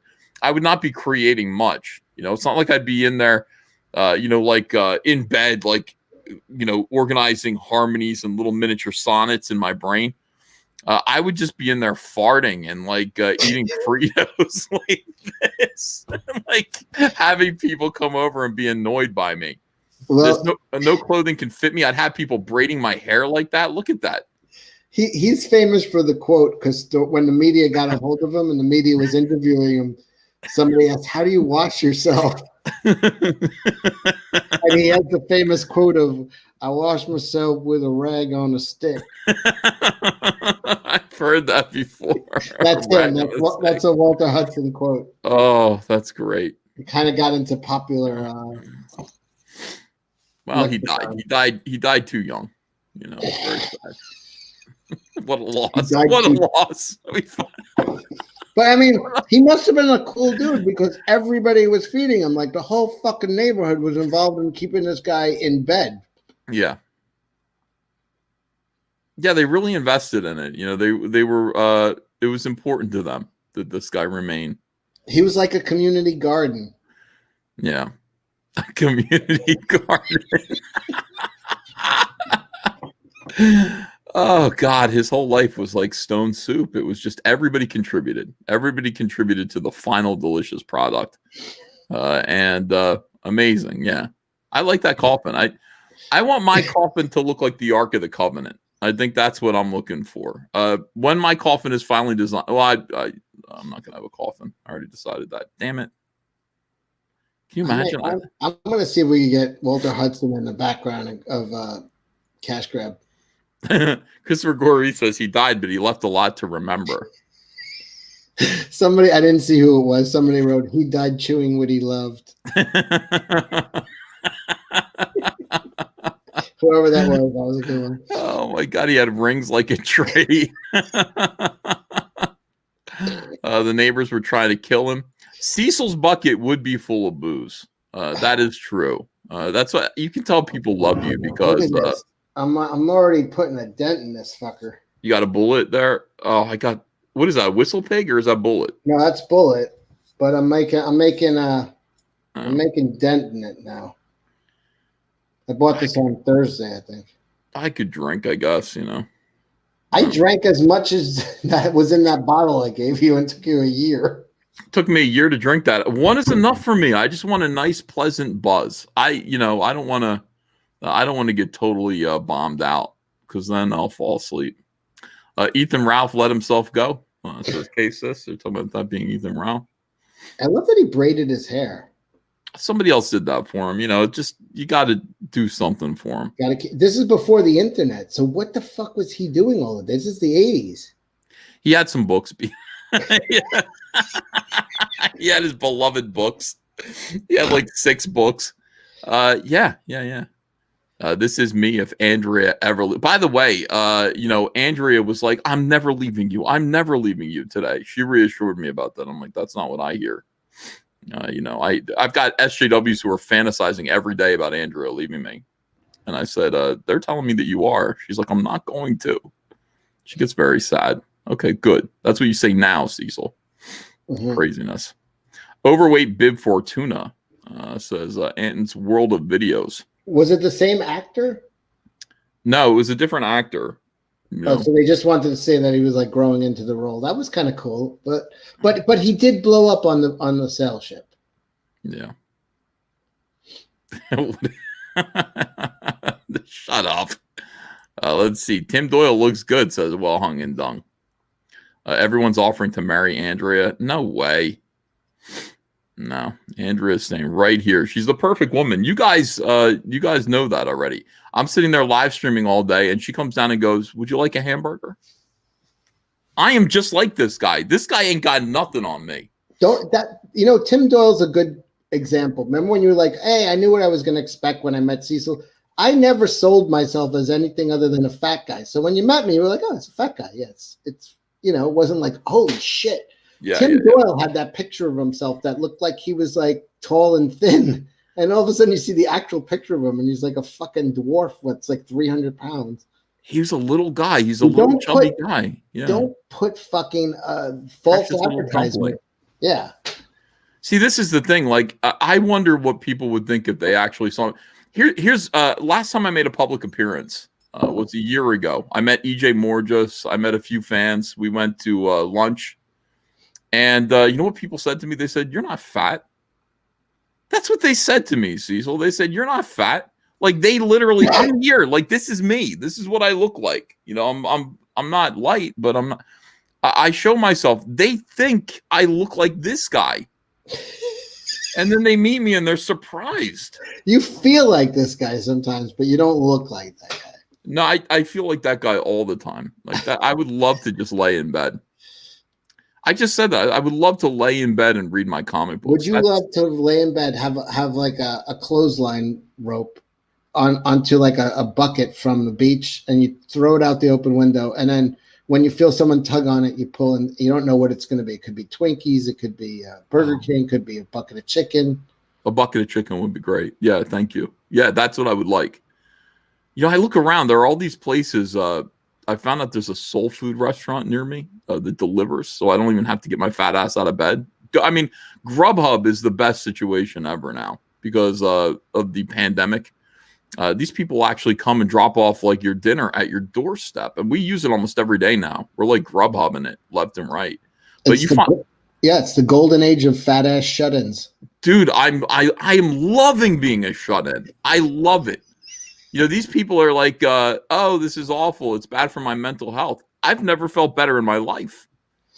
You know, my mental health has never been better ever. Right, since you the felt pandemic. guilty before while everybody was out in the world. Now everybody's fucking.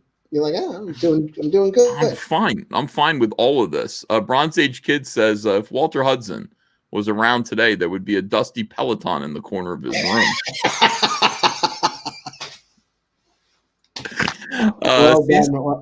That was great. Jim Cox says Cecil hit Leroy's channel tomorrow, please. They want you to go on it. Well, look, I mean, you know, Cecil has a limited amount of time. His guest appearances. He's the Don Rickles of Comicsgate. Who said that? I did. Jim Cox said go on Leroy's channel tomorrow, please. You know, Sunday is my day of rest. I don't do streaming on Sundays. That's what I'm gonna start saying. You know, I don't make the quartering told me, he's like, if you want to grow your channel, you got to make a video every day, 1 video to 3 videos every day. But you can skip the weekends. I don't know why he said that to me, but whenever I get lazy like today and don't make a video, I'm like, it's Saturday. Quartering said, and look at the Quarterings videos, you know. 200 Watt Studio says Luke and Mando. I would give my life to protect him. No effing way is that the same character in The Last Jedi. F. Ryan. Deja vu. Didn't you say that already? You read it already. No, it just came up. These are new. This fellow is an inspiration to Gail Simone, says Christopher Gorey. How come no one race swaps her? That the one redhead they leave alone in comics. I would love to race swap Gail Simone. Who would I put in her place? Oh my God. Who's the chick from Gimme a Break? Nell Carter. Oh yeah. Nell Carter would be a really good race swap for Gail Simone. We need more. We need fewer Gail Simones. At some point, there are going to be no more white males. First of all, here's what's going to happen, and I support this. Okay, I understand. I'm the first to go. White, heterosexual male. Okay, I'm going. I'm out. Oh, people are saying Lizzo would be a good. Lizzo, dude, that should have been the first thing we thought of. We got to race swap Gail. We got to race swap Gail Simone with Lizzo. I don't know. I hang out with too many old guys. I think Nell Carter instead of Lizzo. She's not still. I mean, she's probably looking like this dude right now. She's probably dead, actually. Nell Carter's got to be dead. Yeah, Lizzo's perfect for a replacement like for Gail Simone. I got yelled at by somebody over that. You know, it's like somebody said Gail Simone is a terrific writer. So when you, he's like, did you read? You know, this, and this that Gail wrote. I said, when you say that she's a bad writer, it says more about you than it does about Gail. Isn't that what that girl just said? When you look at my armpit hair, it says more about you than it does about me. Yeah, that's exactly what she said. And I have to disagree. I think, you know, it says more about Gail when I say that. I have read Gail stuff. It isn't good. It just isn't good. It's just, I mean, the first thing that she wrote. I know she did people always throw back to the Birds of Prey. I honestly I missed that part. I mean, there's a lot of writers that I can name stuff that I really like.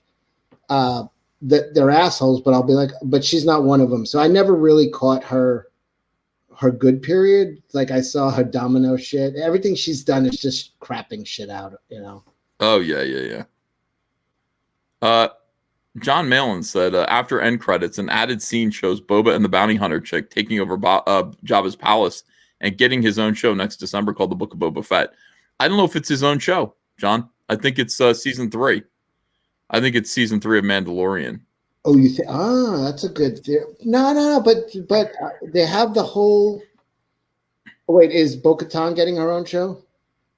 I don't know. I think they're just going to exist in the world. But I mean, look, they wanted to make Boba Fett. You know, they were trying to make a Boba Fett series for a long time, and they come up with the Mandalorian. How interesting is Din Djarin? He's a big zero. Like, who cares? He has no personality. I'll bank on it. They're going to do Game of Thrones with him, and especially since he was from Game of Thrones, that actor. They're going to do Game of Thrones with him and Bo-Katan and the whole like palace intrigue of the Mandalorian throne. That's where they're going to go. 200 Watt Studio says Mike says no gains, 600 pounds eating kumquats. Yeah, he says it wasn't kumquats, it was low. I really enjoyed bringing up to him that he had like quart-sized Ziploc bags in his pocket. So everything's so carefully staged with Mike and planned. 200 Watt Studio says let this guy write Birds of Prey or Plastic Man. I think he'd do a good job. Please remove the dead. He's not dead. He's alive there. Please remove the obese dead guy picture. Okay, I will. I'll remove it. But he is actually alive. And I made it full screen. I didn't mean to do that. I think he meant me. See, so you got to go. Yeah, see you later. Damn it. Why am I not as witty as you? I wish I was. I should have said, okay, see you, Cecil. You should have kicked me. It would have been funny. Yeah. No, I think that's what it is. I really do. I think that they're saying Boba Fett is going to be the show is just called The Mandalorian. It's not called Din Djarin. It's The Mandalorian. So feel free to keep him as an ancillary character. His story goes on, but we switch focus over to Boba Fett, who is far more interesting. And are you going to tell me there's going to be a Boba Fett show and The Mandalorian at the same time? It just seems redundant to me. Mandalorian, because it can be that's a title that could handle hundreds of characters because they're all Mandalorians. So The Mandalorian can be that world about each season could be about a different, main character. Grace Randolph says Book of Boba is season 3. I thought so. I knew I was right. Well, if Grace Randolph is right, she's been right a lot lately. She's also been in SJW. I'm tired of it. Like Grace Randolph, I think she turned on Trump supporters pretty hardcore. And she said some stuff about Jeff Johns that I was like, what? Like everybody hates Jeff Johns. Pedro Pascal did not put pronouns in his bio for nothing, man. He's like, I'm here fucking for good. No, I hear you, but you have to understand what we know is that Favreau is a Republican. He doesn't give a shit, and he thinks that's stupid, which is why Gina Carano is free to do and say whatever she wants as long as he's there. And Pedro Pascal's. I'll step on you. I'm sorry. No. Finish your thought. That is believe me, I was, I'm thinking she's already filmed. They've got quite a few episodes in the can of whatever series they're going to give her because she's feeling safe. You know what I mean? She's feeling safe. She's not worried about her job. So I think they've got enough film on her where she's like, and she's a fan favorite. And if they live on Twitter and they're like, oh, people hate her, but you go by the normies. That's who's they don't know anything about her, anything she's ever written on Twitter. 99.9% of the people that subscribe to Disney Plus have never seen Gina Carano's Twitter. That is 100% correct. It's the same all around. I mean, I always say this with Comicsgate. It's like Comicsgate is much bigger than the circle of weirdos that are always fighting with each other. And they're like, oh, well, this is going to break Comicsgate. I have 11,000 people who back Cyberpunk. I don't think so. It's much bigger. It's a much bigger world. We all feel like this is all centered, like wherever social media is, our conversations are the center of the universe. They really aren't. I am. David Smith says, just read Mando shooting schedule is different than Boba getting. Pedro is also confirmed signed for season 3. Yeah, David, my opinion is this. I think the show is going to focus on Boba Fett. But it's going to be also have the Mandalorian story, which isn't that interesting. I mean, the ongoing story of the dark saber and the struggle for Mandalore, whatever. I couldn't be less interested in that. I couldn't be less interested in those bitches. I don't like them. I don't like those women just cutting through stormtroopers. Here's what they've done. They've made stormtroopers completely No feckless. fear. They've done to stormtroopers what The Walking Dead eventually did to zombies. And I'm Right. only as afraid of zombies as you make me afraid. Season 5 of The Walking Dead was so good because they made the zombies scary again. They made them a real problem. Yes. Here's the thing that Kirkman did, though, is that the story is not to be afraid of the zombies. The zombies are an ever-present threat, and there can be side stories, but the real fear is other humans. Of other humans, that's When you're correct. you know what I mean? And speaking of stormtroopers, those scenes where they're rescuing Princess Leia on the Death Star, like when the stormtroopers were shooting them down, and they were like, "You were afraid." That's what of I them. wanted to say. Remember Princess Leia, like they're pushed up against the wall in A New Hope, and the Yeah. lasers, and they're like, "Oh shit!" and they're trying to shoot, but that was the real threat of stormtroopers, and they killed that. Now it's a big joke. They're all dummies. They made it a meme. What they need to do is get us emotionally invested in a few small characters and have a stormtrooper kill them once in a while, and then that way we have these guys are killers. Yeah, make them more like if you make the stormtroopers scarier, if you make them tougher, if you make them better shots, if you make them real serious, a serious threat, then I'm gonna believe that these characters are greater for beating them. But if they're just walking through, I said they're those women were just cutting through stormtroopers like a hot knife through butter, and it was just like I don't care. They're not doing anything. They're Right. obviously they're defeating children. Were you ever afraid? All right. The robot ones were actually good. All of a sudden, you got that feeling. It took the Terminator ones for you to get that feeling of, oh, this is like, oh, they're fucked. Yeah. They had to make Terminator stormtroopers for you to actually be afraid of fucking stormtroopers. Yeah. At that point, you were like, oh, they are fucked because they're breaking through, and these guys are no joke. That it's hard to kill them. And so you got that feeling, but they need to fucking kill off a few characters. Have the stormtroopers kill Jerry Blank. Oh, that would be brutal. I think Jerry Blank did a good job. I think her character. No, and I love Amy Sedaris, but it's you have to have these guys be a threat. Literally, when they're on the screen, the threat level in your back of your mind, you could be like reading a book. You're like, no one's getting killed. They're fine. Yeah. Oh no, her gun jammed for 3 seconds. Oh. And by the way, it was Gina Carano's character, the one who I actually believe could kick some ass. Oh no. I thought one of did a gun jam, or I thought the Mandalorian's gun ran out of. I mean, they don't have an infinite amount of blasts in them. I'm not sure.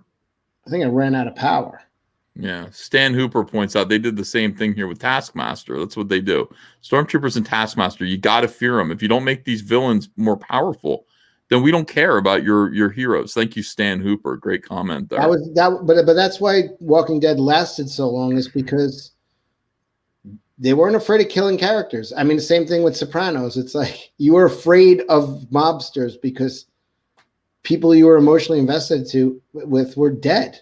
Oh man, the last season of The Sopranos, you're like, the New York crew is unstoppable. Like, how are we gonna survive this? Like that was really, really scary. I was at that point, you're fully invested in Tony, and it's a man. You gotta have a few people die. I mean, I know they killed Nick Nolte's. I have spoken, whatever that guy's name was. Wait, did he get killed by stormtroopers? How did he get killed? Nick Nolte, he got killed by the assassin bitch who's hanging out with Boba Fett, wasn't it? No, it was stormtroopers, speeder bike troopers. Okay. They took Yoda They did.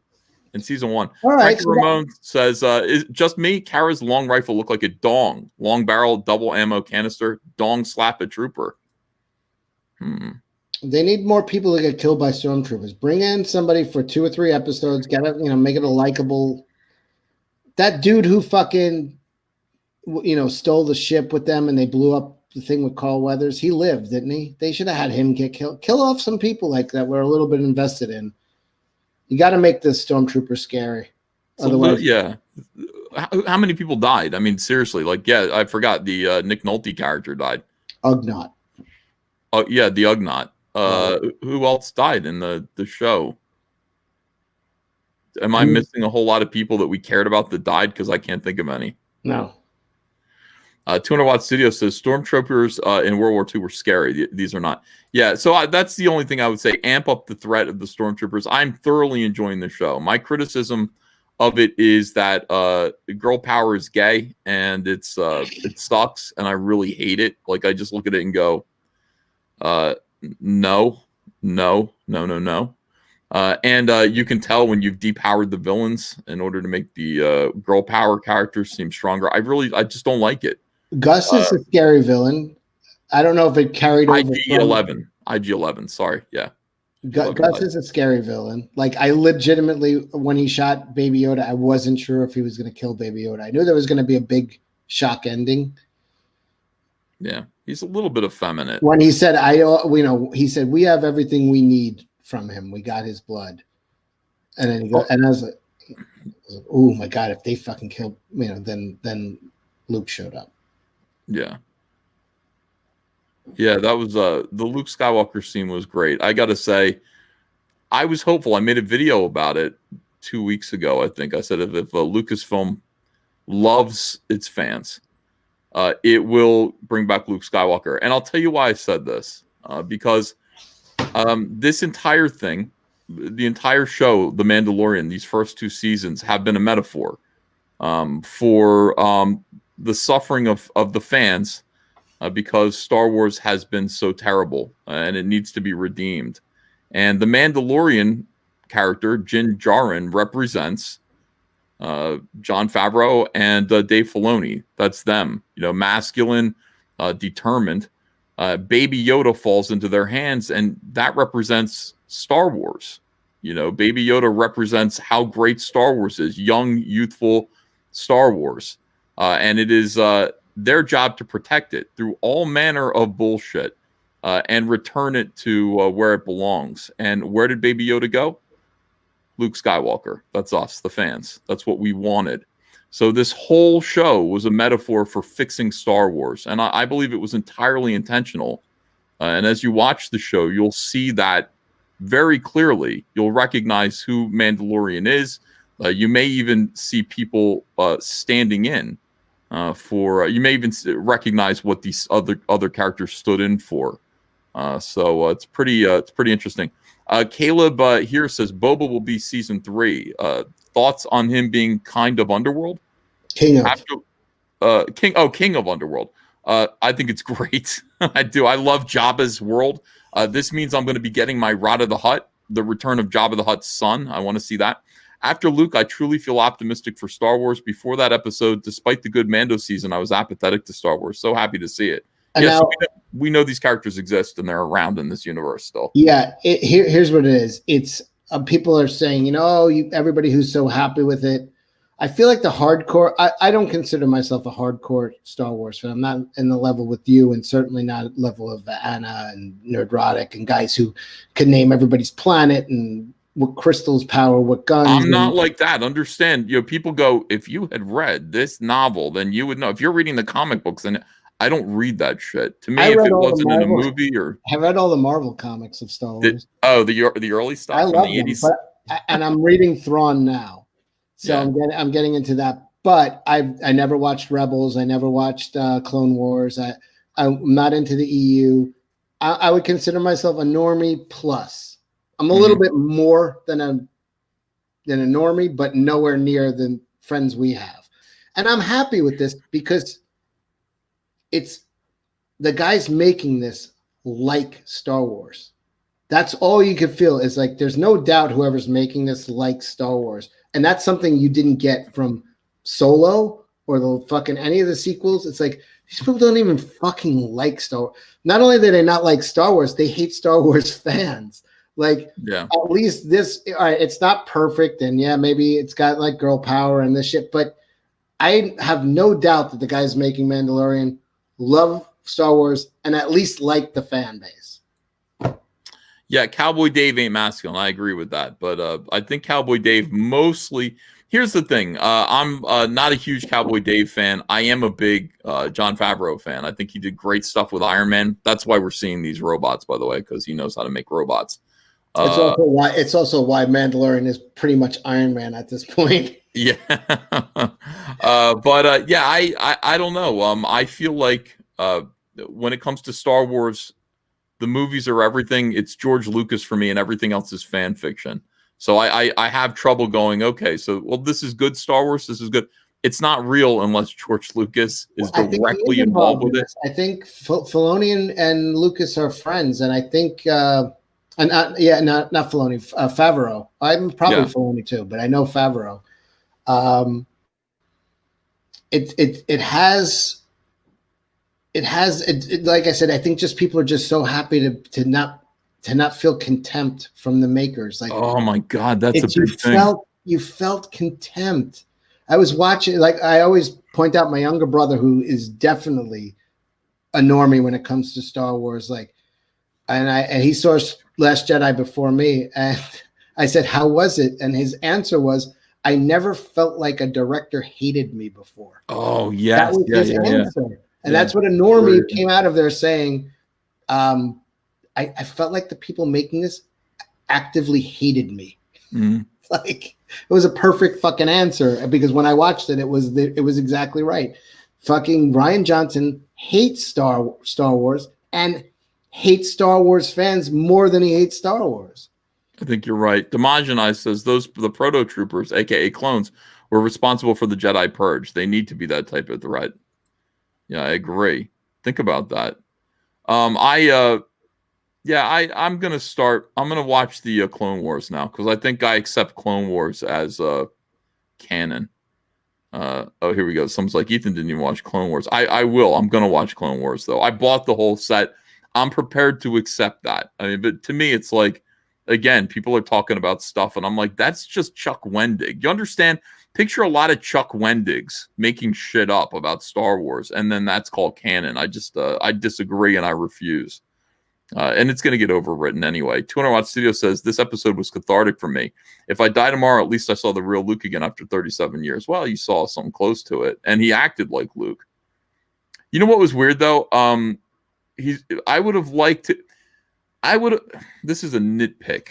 I would have liked to have seen him wear something different than what he was wearing in Return of the Jedi. Because some time has passed. And, he was always, from movie to movie, he was always wearing a different kind of series of outfits. I would have liked to have seen what would Super Jedi Luke Skywalker be wearing now? How would he be dressed? But the one thing that I will say is that the technology that deep faked his face, which made it kind of stiff and a little bit unnatural, I'm not going to complain. It also created this kind of like artificial serenity, like super powered, like Gandhi sense of calm and peace. It was very cool. It was very cool after just going through a whole, regimen of robots and soldiers, and then he was, not a hair out of place, cool, because he was CGI. So there was a coolness to him being like, just having gone through that and still be so composed. Cecil touched me, somebody wrote. Jared Weaver says, yes, fan service. Favreau said, frag you, roundhead. Luke Skywalker flew his X-Wing, waved his laser sword, and saved the day. Screw you, ruin. That's all anybody wanted to say. And it just showed that, we got to see a peek of what Luke Skywalker was before his gay crisis, which is, it's still, if they can just find a way around that, make that not have happened, that'd be great. That'd be really, really great. Or let's just forget about it and let's just live in this time period. And I'm perfectly happy to. I would like to see Han Solo. I would like to see what bullshit. Han Solo's back to being a pirate. The Disney, they couldn't have them be the girl finds her prince and they go live. No, they couldn't give him that. It was total loser. He has a baby with Princess Leia. He saved the galaxy. He's a hero. His name should be bigger than George Washington's. And he fucks up his marriage with Leia, which maybe possibly, But even still, this guy's royalty, he's going back to crime, a petty smuggler after all this. You sons of bitches, you disgusting pieces of shit, you filthy fucking animals, you disgusting, you cowards. You don't deserve it. These people did not deserve Star Wars. Horrible, horrible. And then he gets killed by his son. That's right, deadbeat dad. Basically, they turned his son into that girl we were looking at the opening. Yeah. There was no dad around, so it turned into a whiny fucking bitchy. That's who fucking Kylo was. It was that girl. Fuck you, patriarchy. One. Yeah. Captain Chokeout. I wept tears of joy when I saw Luke. I almost. Well, hold on. Put that back on the. Can you please put that back on the screen? I will. Let's see. What's he got? This guy the other day was screaming at remember the Santa Claus that made the 4-year-old cry? Mm-hmm. He said the 4-year-old was a pussy. Now, Chokeout, you were crying when you saw Luke? Chokeout. Yeah. You owe that kid an apology.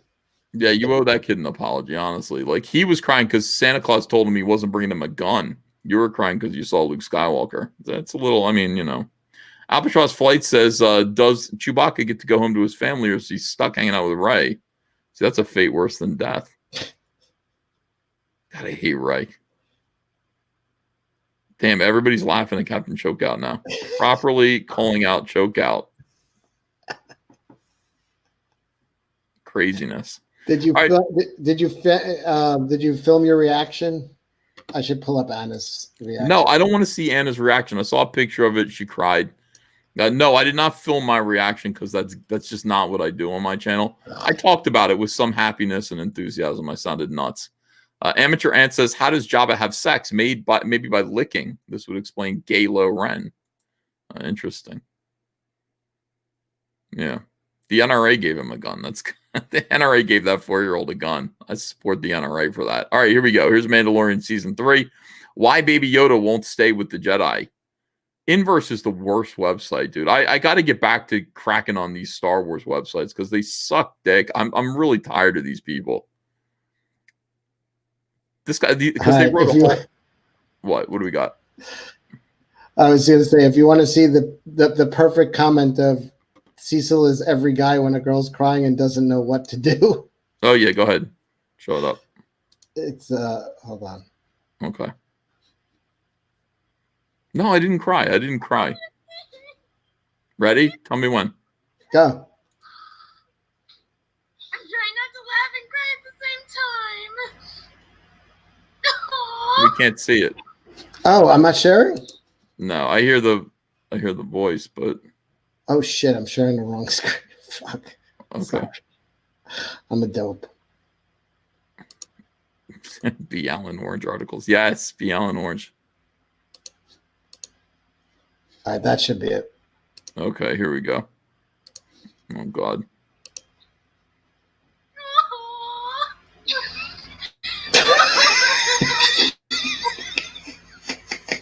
I'm sorry. Laugh. She was like, it got way worse. She began like sobbing uncontrollably. And I'm just like... I don't understand that. I saw a bunch of weirdos like crying. I saw like Star Wars Theory crying, all these people crying. That wasn't my reaction at all. I felt pretty good. I didn't cry because it wasn't really, it was fake, but it was great. But my reaction was zippity doo dah, feeling pretty good. Andrew was like, look at how happy you are over Star Wars. I was like, yeah, it's like I might drive the kids to school. They don't have to wait for the bus. That was my reaction. I was really happy. I love the whole episode. I'm a normie. I overlooked a lot of stuff, but I was being nice to her because she was so happy.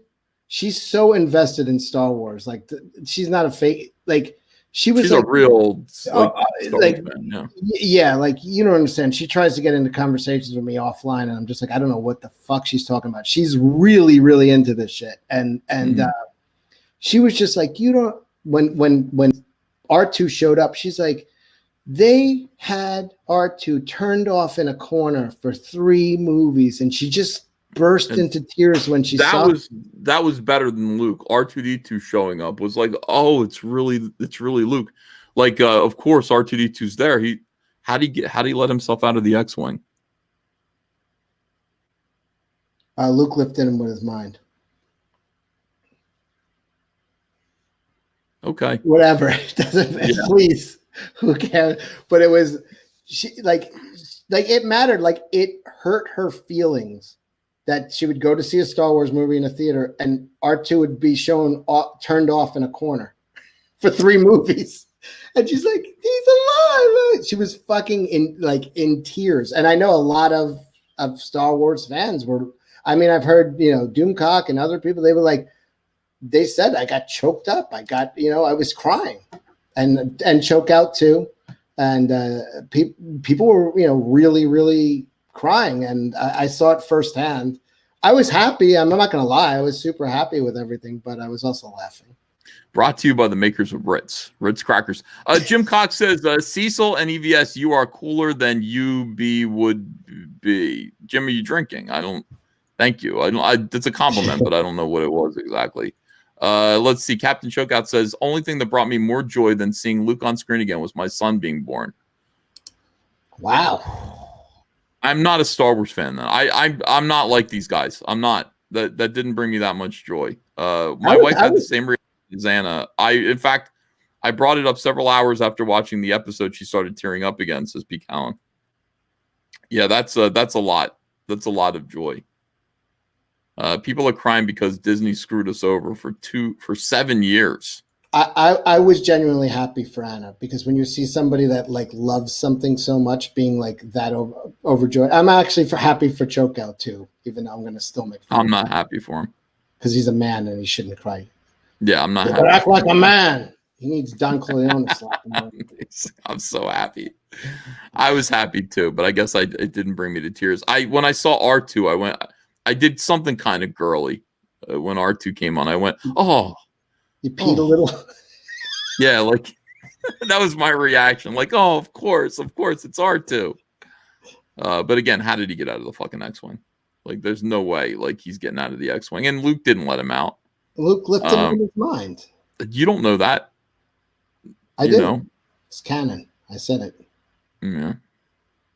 I've spoken. Time to remove great big Star Wars fan from your title, EVS? Maybe. Great big Star Wars fans cried. He didn't. He just said he should be. You should just put a comment in it. Great big Star Wars fan. Pete Cal says Cecil was sniffling on that live stream too.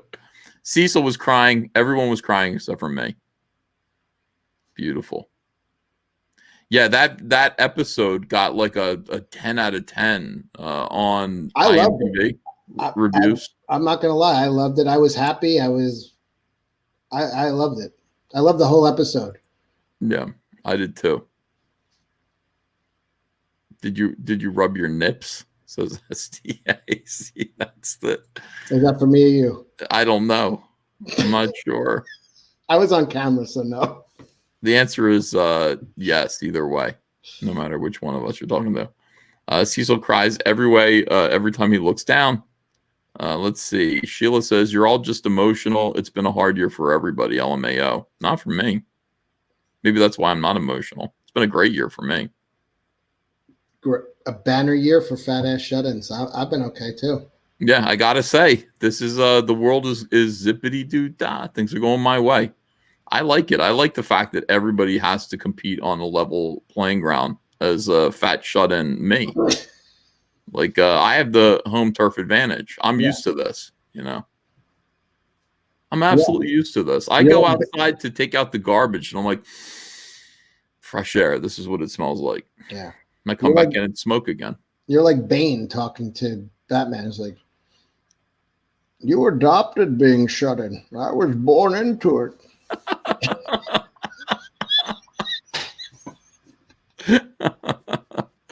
Let me see. Wow, thanks for the super chats. Dr. Coffindale says, just remember, people, that green milk is still waiting for Luke in The Last Jedi. They never made it non-canon.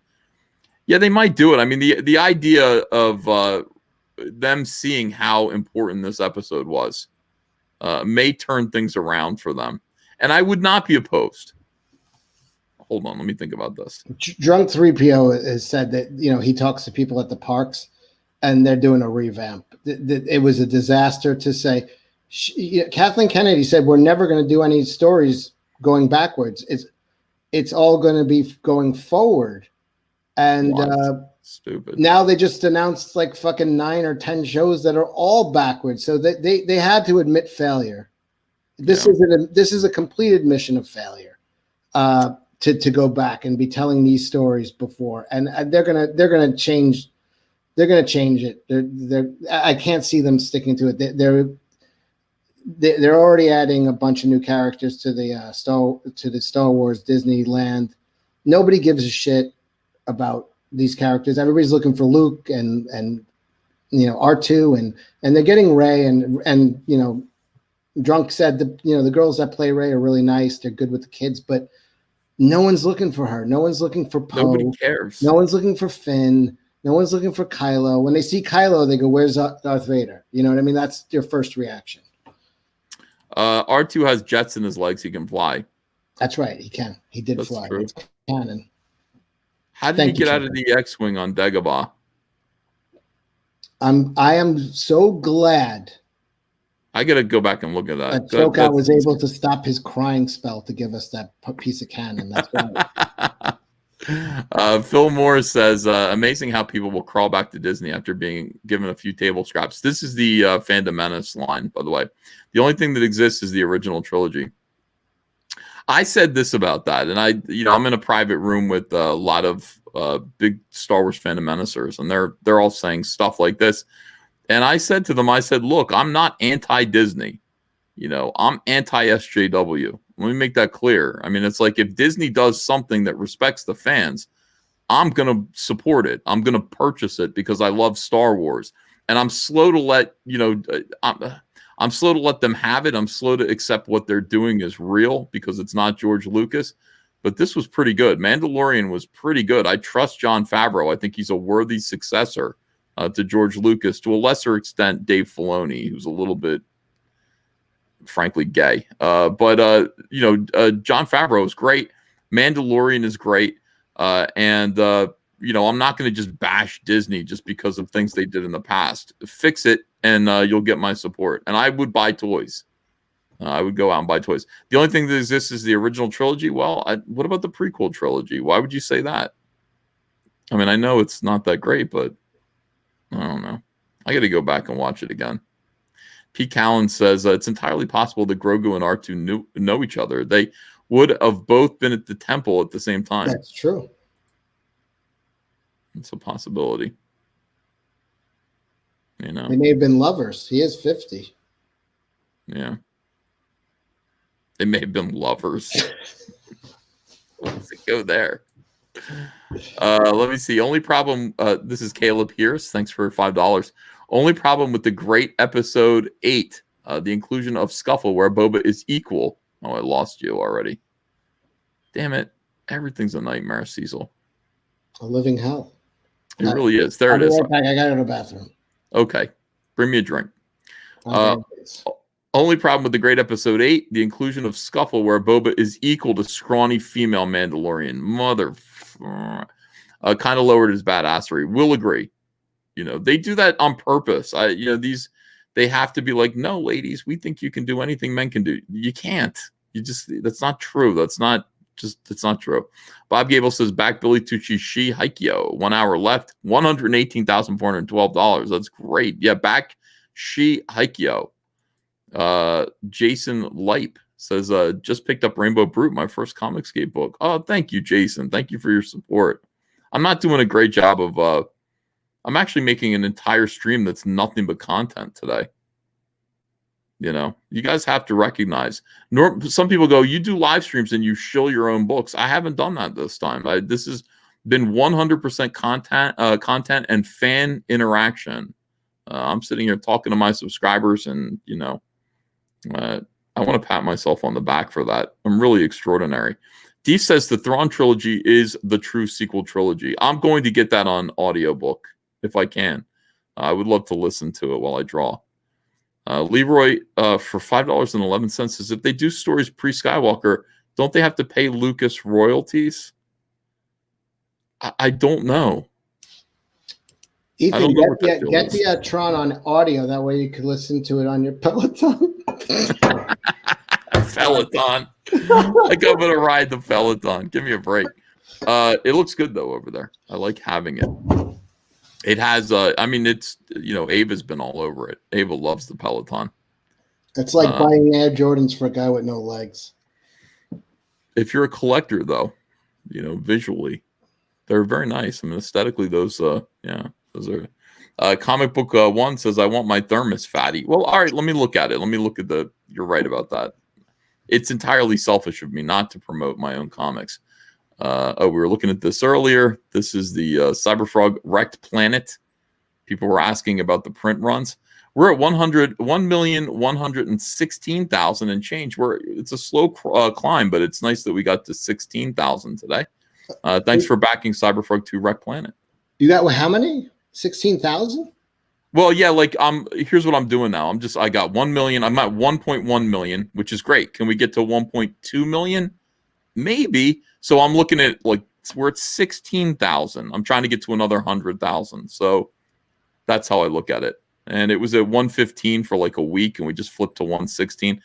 Orders come in for Cyberfrog 2 Wrecked Planet. I might get one backer a day.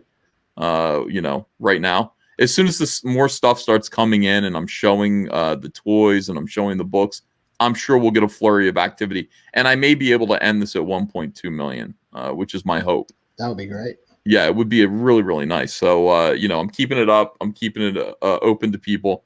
And if you want to back Cyberfrog 2 Wrecked Planet, let's get it to 17,000 there. That'd be great. Rainbow the Brute. This is the current campaign from me. Ooh, you're right there at 300, huh? Yeah, 300,000 is for people who back the Executive Briefcase Edition. They are going to get a thermos. The briefcase is basically a giant lunchbox. It's going to look. I don't have it mocked up yet, but it's going to look a lot like this, but bigger. It's going to contain all of the comic books and all of the perks that come with this campaign if you back it. And once we get to 300,000, it's also going to have a beautiful thermos that'll be able to fit in there. So you can actually take the books out and then use this for lunch at work. And nobody will laugh at you, I promise. We're very, very close to $300,000 right now. Thank you all for that. Over 2,200 backers, 2,200 backers, I guess you would say. I'm leaving this campaign open. I want people to understand, even though I appreciate your support, this book ships a year from now. This book ships Christmas of next year. So you're in no rush.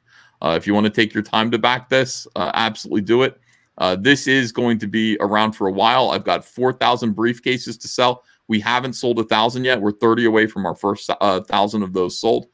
So take your time. And, if you see another campaign in Comicsgate that you want to back sooner, definitely do that. Why not this one? Snowman, A Cold Day in Hell. This is the new campaign from All Caps Comics, Matt Martin. This one is really cool. We were looking at that on the All Caps. Hold on, Cecil. Hold on. Let me play this. New from All Caps Comics, Snowman, A Cold Day in Hell. The victim of a genocidal massacre has somehow returned from the dead and is carving a path of death across the heart of America. Driven by the echoes of silent screams, this is the story of a man once known as Black Dog, the one now forever known as the Snowman. Snowman, A Cold Day in Hell, back it today, only on Indiegogo. There we go. What do you think, Cecil? Looks great. We were going over it on the Jack show the other night. We were really looking at all the pages and the art. Fucking loved it. I got a bunch of new pages that I could post. I guess I'll do it, Somebody just wrote, "Shut up, Cecil." That was me. Deltaverse Comics says R2's head resembles that shifter ball Grogu likes. Oh, that's interesting. Bluebud71 for $10 says, Gideon says, I have Baby Yoda blood to bring back order to the galaxy. He's talking about the New Order Emperor. They're using fan service to legitimize the sequels. They're not killing the sequels. That's right. I agree. They may change it.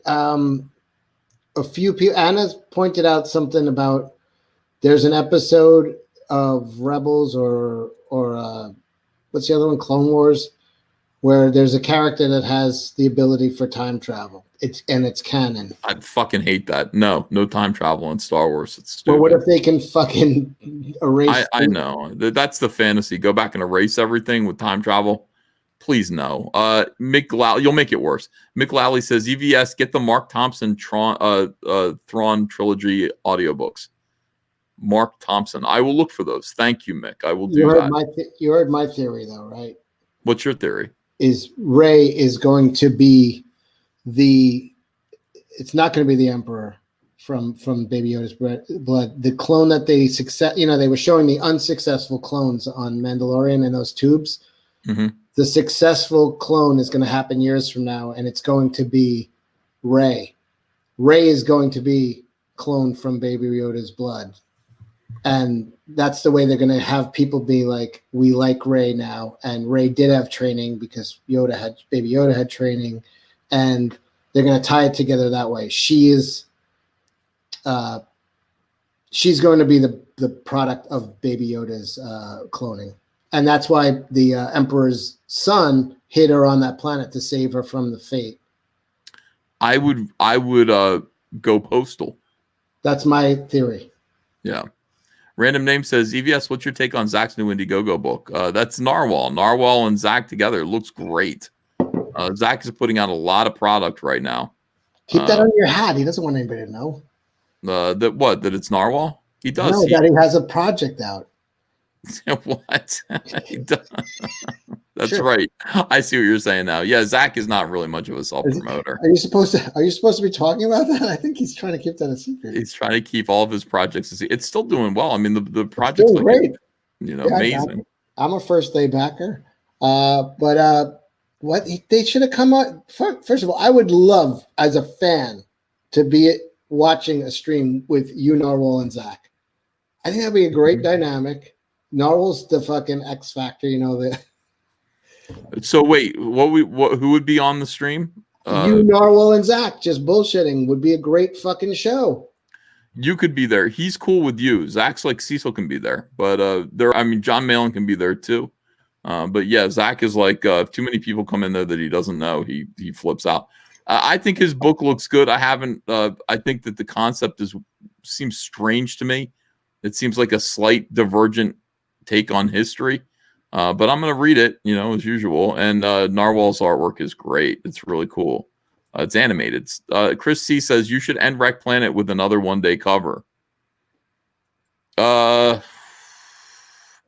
me look at that and see if that's possible, because it would have to go in the honeycomb boxes, and it would have to fit in there, and I'd have to be able to afford it, and I'm not sure I can afford it.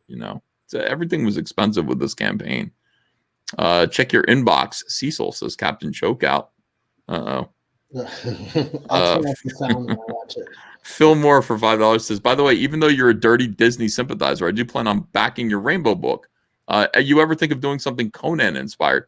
Well, I think this is about as Conan inspired as I'm going to get. It is Conan inspired, very much so. Rainbow the Brute is a barbarian. He's a fairy barbarian. And, it's silly, but I think you're going to enjoy it. And I would recommend it for kids. Honestly, if you have an 8-year-old, the guy who was talking before about having kids and wanting to give them Cyberfrog, yeah, 8 years old, Rainbow Brute, sure, it'd be funny. 200 Watt Studio says, EVS, did you order your white power ring yet? By that, he means the Green Lantern, the White Lanterns. There's a White Lantern Corps. And because they're lanterns, they, like you have a green power ring, there would be a white power ring. And we pointed that out, much to DC's embarrassment. What are you watching? Dude, I don't want to see it. No, I'm laughing at the white power ring, but I'm also laughing at Chokeout's video. I thought I was uncomfortable when I watched Anna cry. This is worse than that? Well, it's a man. Oh, it's him crying? Oh, no. Chokeout, can I show it? Are you going to chat? No, I don't want to. No. That's horrendous. I don't want to see him cry. No, I do. In a weird, I'm very happy for people. Like, honestly, I am it's endearing. Like, Why are you really, happy for that? That's not because they love. He said no, a very loud no. Do not show that. But why would you yeah, film yourself crying? because it was like a fucking a huge part of their life to have Luke Skywalker showing up on screen. You know what I mean? It's like it matters so much, and it mattered to me, but not at that level. And like, and I loved it. I you know, I was super happy. I had a huge smile on my face. But yeah, for people who are like super invested in it, and he's one of them. He loves the lore and read all the books, and it was a big it was a big deal. And to see somebody like literally crying when he said the only other time I was that happy was the birth of his son, I believe him. I believe him too. Yeah, so it's like, I'm happy for somebody. If they're that happy, I'm happy. Here is the white power ring from DC Comics, Cecil. Oh, happy and embarrassed is what I meant to say. Yeah. You want to get this, Cecil? You want a white power ring for $3? It's the Green Lantern plastic promo white power ring. Get it. I don't want to. It's perfect stocking stuff. Why hasn't 4chan used this symbol? Like, why? What is going on? You know, like what? Why did they miss out on that? That's pretty funny. Designed by Eddie Berganza too, by the way, just to make that extra good. Chris C says, I read that one. This one right here. Sean Hollywood. Hey, he says, hey, fat man, do a grass blade perk at 350K. Hi, Cecil. You want swords? I can make little plastic swords. I mean, I could. You know, I could make. Here's what I could do. And by the way, I think I'm changing the name Grassblade because somebody showed me an Adventure Time show in which there was a sword that was made from a blade of grass that ruined my. But did they call it Grassblade? No, but it's the same thing. Right. Anyway, do you watch Adventure Time? No, I didn't copy it at all. It came into my head while I was asleep. I thought Grassblade, that's fucking hilarious. And so anyway, I could still do it if I want to. I have characters in Cash Grab that are called Batman, Superman, and Doctor Doom, but it's like they're not the same thing. Not the same. And you had the idea independently of theirs. Yeah. You know, their creation. Piscino says, watch the Luke scene without watching Mandalorian. Felt nothing. The Vader scene in Rogue One was the only worthwhile 120 seconds in the whole film. Yeah. That was really good, man. Yeah, we could do a letter opener. What a great idea. Grassblade like letter opener. We could do that. I would have to go in. He's like, Ethan thought he was a genius. It would have to go in the lunchbox. It could be a perk that would go in the lunchbox for everybody who backs that tier. For a brief moment, you felt as smart as Smuggler's. Yeah, I really was. It was that kind of, has anybody ever been so clever as you? And then two people sent me like, no, this really stupid cartoon came up with it before you. Oh, call it the Weed Whacker then. Make it. The Weed Whacker is pretty funny. Make it an axe called the Weed Whacker. Yeah. To be clear, says Captain Chokeout. Here it's still very defensive. I was caught off guard. My mate duped me. I thought I was about to wheat her something I was going to crack up at and mock. Witness, I think he meant. Witness something. I think that's what he meant to say. Oh, yeah, that's what I think too. He thought it was going to be like making fun of the bullshit ending, and he ended up getting hit in the feels. He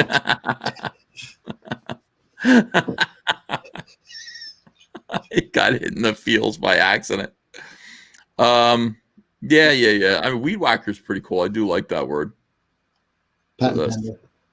Patent pending. Yeah. No, trademark. I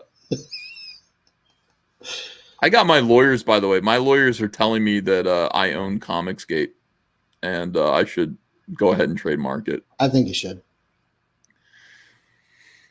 You're like the emperor now. I am the Senate.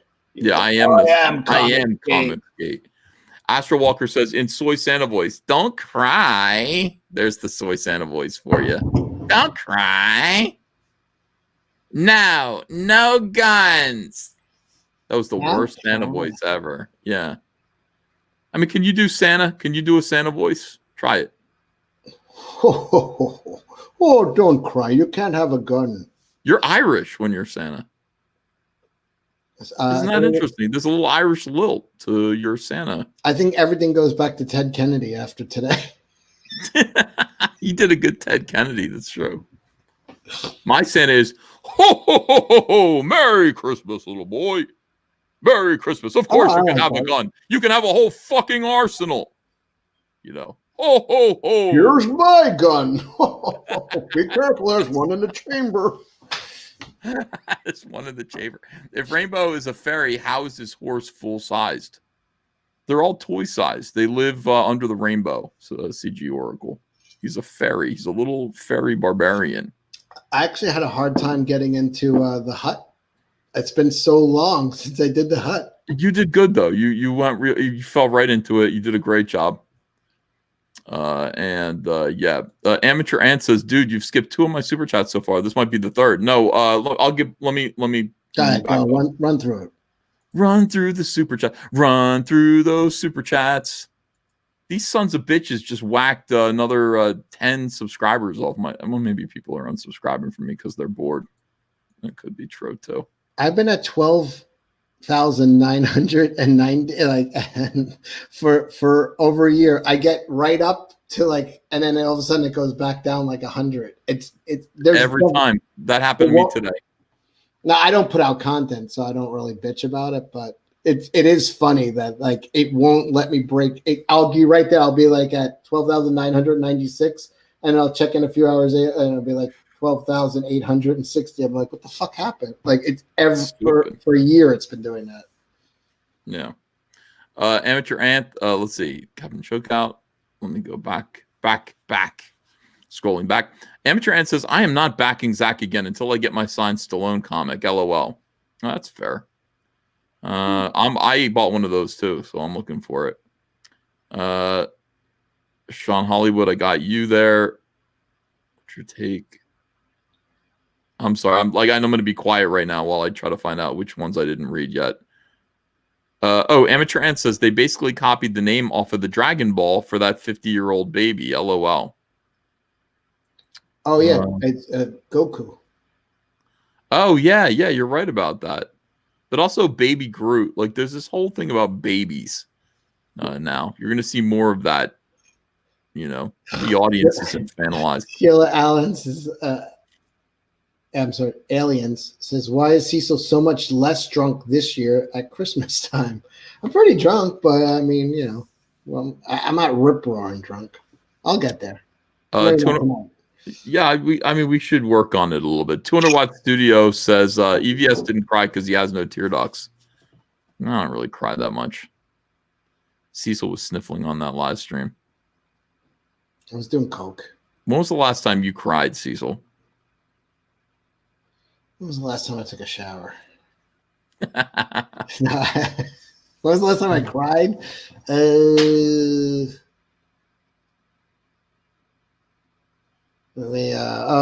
funeral at a death in the family. Yeah. Korean Batman says if you want to see more EU stuff, check out the Jedi Outcast games. Dark Troopers appear in those. They were made in the Lucas era. Okay, well that's fair enough, I guess. People are excited about Luke. There's no doubt about it. This was a great move for them, and I knew that if they did this would be good. Boba got beat up by a girl. Back the buckler. He doesn't get beat up by girls. Says Diller Dross. That's the buckler. The buckler on Indiegogo. Hold on a second. Can I just say K33 Scene says Rainbow Brute's weapon should be made from a stinger of a wasp. Oh, that'd be funny if it were like a murder hornet stinger. Yeah. Just a call back to Cyberfrog. Yeah, sure.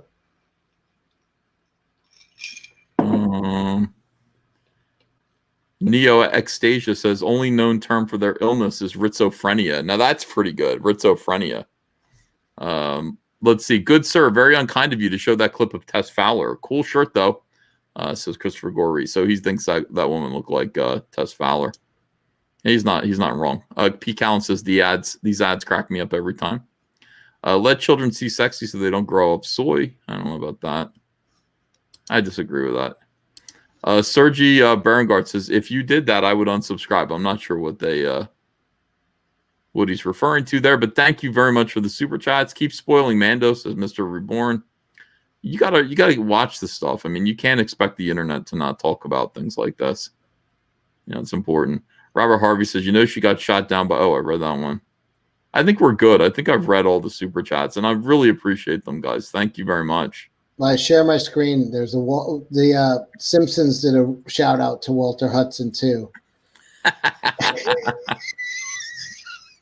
And Bart says, "I wash myself with a rag on a stick." I remember that. It's disgusting. I didn't know that was Walter Hudson. Yeah, that was. You know what? Monocles all around. Maybe it's time to send people monocles. Zayd Comics says, super excited for cool story, bro. Thought of a fun one-pager for a little Jack Horner and some others. Cecil, can we hear your Pee-wee impression? It's top. He is good, his Pee-wee impression. Campbell Moon says, EBS, can Santa Ethan send me a monocle? See, that's the thing. Maybe I should get rid of those monocles that I have. I mean, I got a ton of them. I could send them to like 100 fans. I don't know what they would have to do. How do you choose which fans get a monocle? Sean Hollywood says, new sword name, Thorny Prick. You're welcome. That's not bad either. Yeah, we have some good writers here. Some very good writers. Kiram says, show Cecil Mel Gibson's trailer for Fat Man on stream. I watched it. I haven't seen it yet. It could have been great, but it was still fun. Caleb Pierce says, it really could have been. Yeah, I'll watch it, I guess. So what's the most recent Star Wars moment that made you cry and why?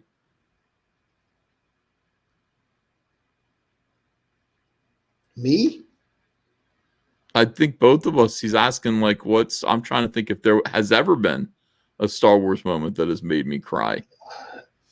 It doesn't hit me that way. What movie? Is there a movie scene that'll get you, like, gulping, like, at least? Oh, okay. Yeah. Okay. There was one time that I kind of went a little bit. Was the trailer for The Force Awakens? Han Solo and Chewie, we're home. I went, oh fuck, that got me. How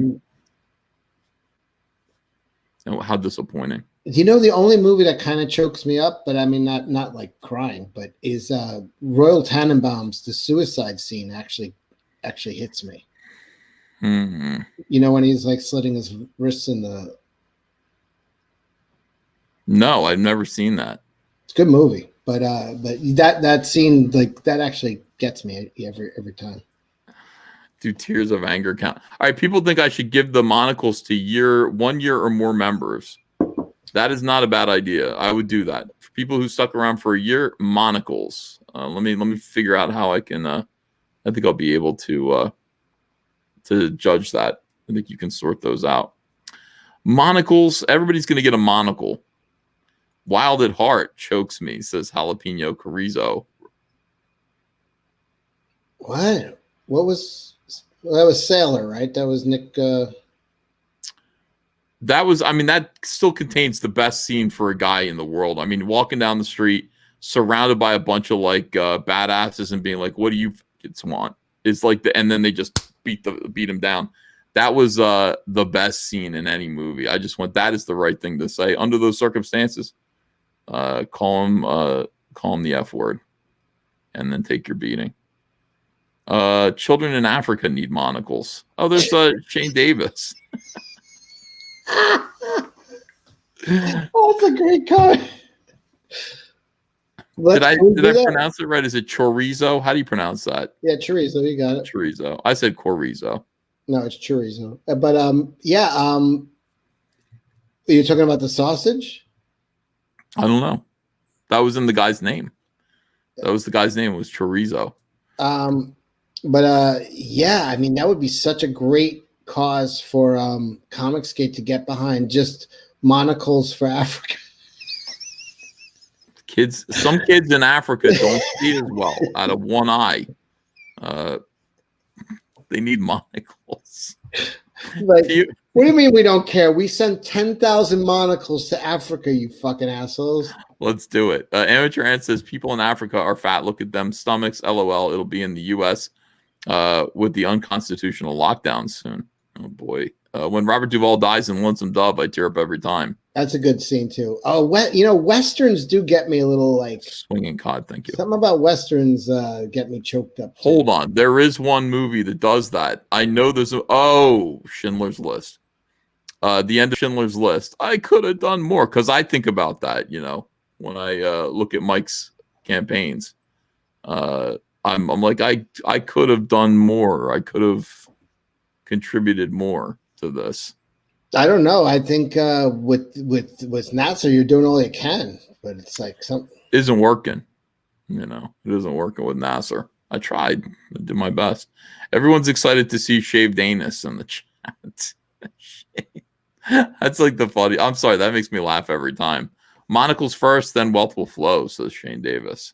Right. Dress for the job you want. Send these kids monocles and top hats, and they'll be millionaires in a year. And there won't be snow in Africa this winter time. We're sending monocles to Africa this Christmas time. That way they could cook their ants before they eat them. All right, we got to work this out, the monocle campaign. Let me see if I can figure out how we would do it. Let's see. We could do monocles for Morocco. Dress for success. Monocles, little top hats and monocles for the kids in Africa. Monocles for Mozambique. Where do we send them to? We got to make this snappy. I would like to send them to someplace where they actually need visual sight aids. Send it to Chad. I mean, there's a whole country of Chads waiting to happen. The country of Chad, yeah. Can you imagine? Of course, you send every kid in Chad a top hat and a monocle, those motherfuckers will take over the world. They're already Chads. Chads. Monocles for Mongolia. All right, we're going Asian. Sorry, Africa. Monocles monocles for Mongolia just has the right ring. Some monocles for Somalia. Some monocles for Somalia. There we go. We found it. Yes, everyone. That is what the campaign is called. It's called Some Monocles for Somalia. And I want to get involved. Can people start photoshopping like the kids with the We are doing this together. Who says that we can't make some change in the world? Where is Somalia? Is that in Africa or is that somewhere? Yeah, no, of course it's in Africa. Be the change you want. Be the change you want in the world. And if some people could just get an artist rendition of what those kids would look like with monocles, that would be great. Yeah. Send that to Ethan's Twitter. We'll take a look at it. There are some really good artists here. I want you guys to look. We can write a song. We need to write a song. And we can get Comicsgate to do a Live Aid style Hands Across America sing along about how there are kids in Somalia who can't see out of one eye.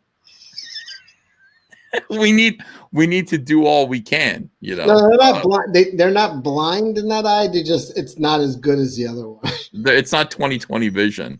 It's 20/20, but some Somalians don't see in 20/20. It's 20/20, but these Somalians are seeing in 2010. Oh my God! Wait, I think it goes.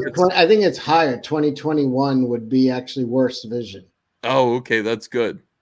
It's 20/20, but kids are seeing. Yeah, for kids with 20/21 vision, just slightly off. Yeah, we want to send the monocles. We can do this. I think we can make a change. 200 Watt Studio says Shane cries at Schindler's List, but only hour one. I know. I don't get it. Shane will not watch Schindler's List all the way through. Monocles, not manacles. That's a good one too. We can send that to people who are who are literally enslaved. Why the fuck? All right. Yeah, so we can do this. I think we can make a change. Now we have some really good, talented people, artists out there who can make this campaign work. Some monocles for Somalia.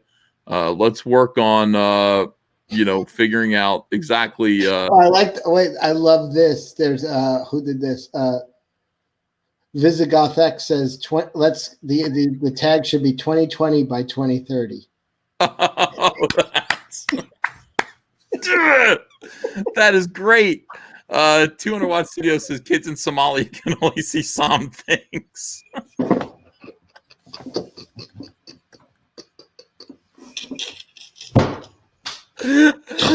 Oh my god. Oh god. Yeah, we make Africa into Lafrica, and we do that together, everyone. Thank you so much. Beautiful. Well, I mean, we can, like I said, so we need, that's a good 2020 by 2030 is a great tagline. I lied. I do cry once in a while.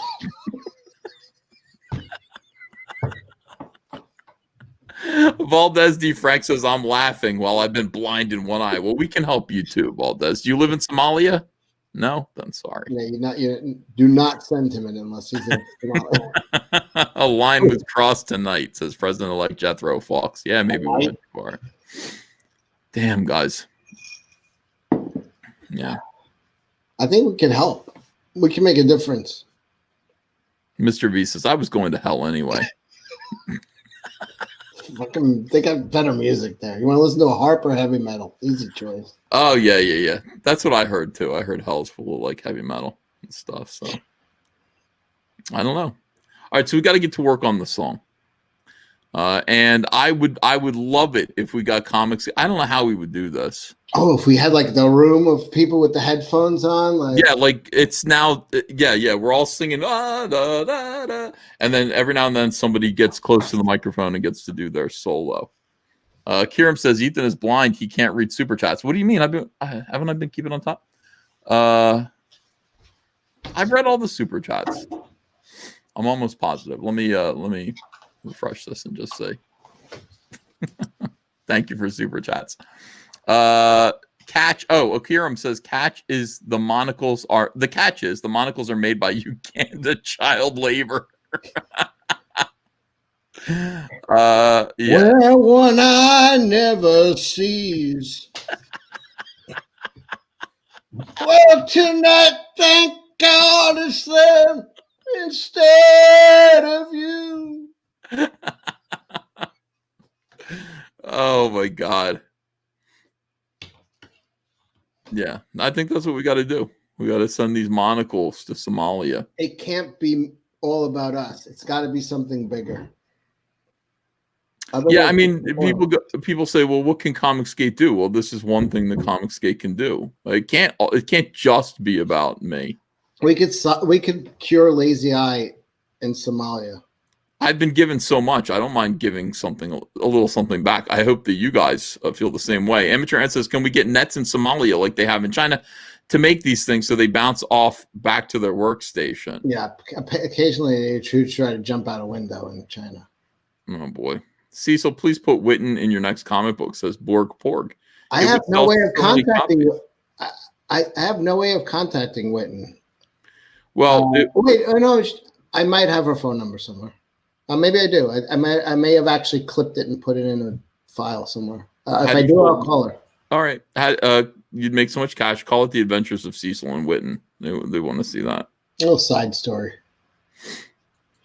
Yeah, it's not like you asked certain people. If they could be in your book, you just put them in the book. No, I would ask her. I wouldn't do that. You wouldn't? Okay. Yeah, by the way, Camel Moon has to write a song around that now. Good luck. Yeah, I don't see why Camel Moon and we got some good people, like again, creative people.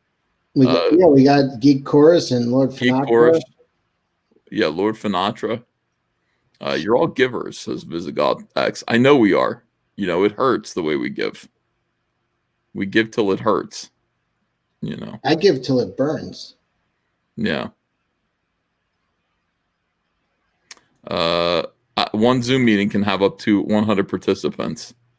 Yeah, we could actually do that, like a Zoom meeting where we're all singing together.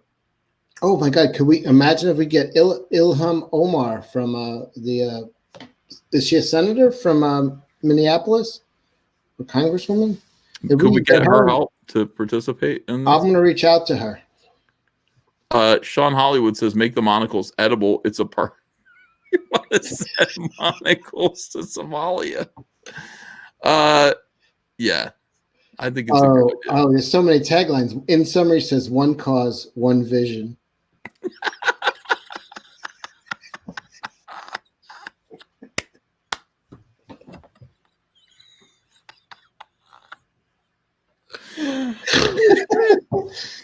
Camel Moon says only one monocle per kid, though. No greedy African kids getting 2 monocles. Yeah, we would. We want to make sure that that's, one cause, one vision. All right, we got to work on this, guys. It's now. We've been going now for 3 hours. I don't know. Maybe it's time to go to work. What do you think, Cecil? We end this on a high note while we think about some monocles for Somalia. We've got so many people here who are excited about this cause, willing to put some effort, energy, thought, creativity into it. We are depending on you guys at this point, depending on you guys to do this. Shane Davis is going to put on a show next. It's Shane Davis's channel. I don't think Cecil's up for it, but Cecil might go on Shane Davis's channel. I might hop over on Shane. Are you going to work, or are you going to end up on Shane's in 5 minutes? I don't even know. We'll see how good Shane's show is, and I might ask to come on. Shane says, this is rock bottom. He's like, we've hit, this is hell. What we're doing is I don't like his attitude at all. Yeah, I don't either. He doesn't seem like somebody who wants to help. I need a team player. Yeah. Making lots of money might seem like the top, but the top is giving monocles to Somalians. It's thinking less about yourself for just 1 second, maybe a whole minute, and giving monocles to little Somalian children. I honestly look forward to people with clipboards in malls asking people for money for monocles for Somalians and the reaction videos.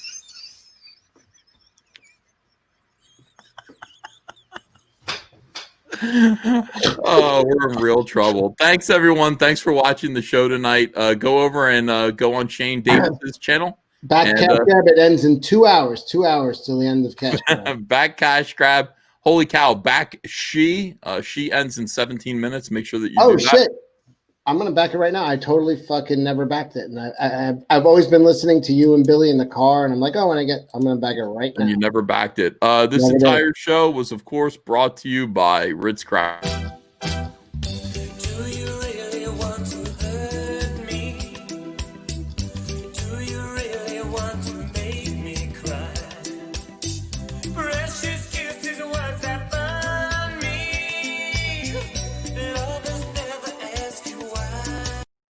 We'll see you later, guys. Bye-bye. Wow.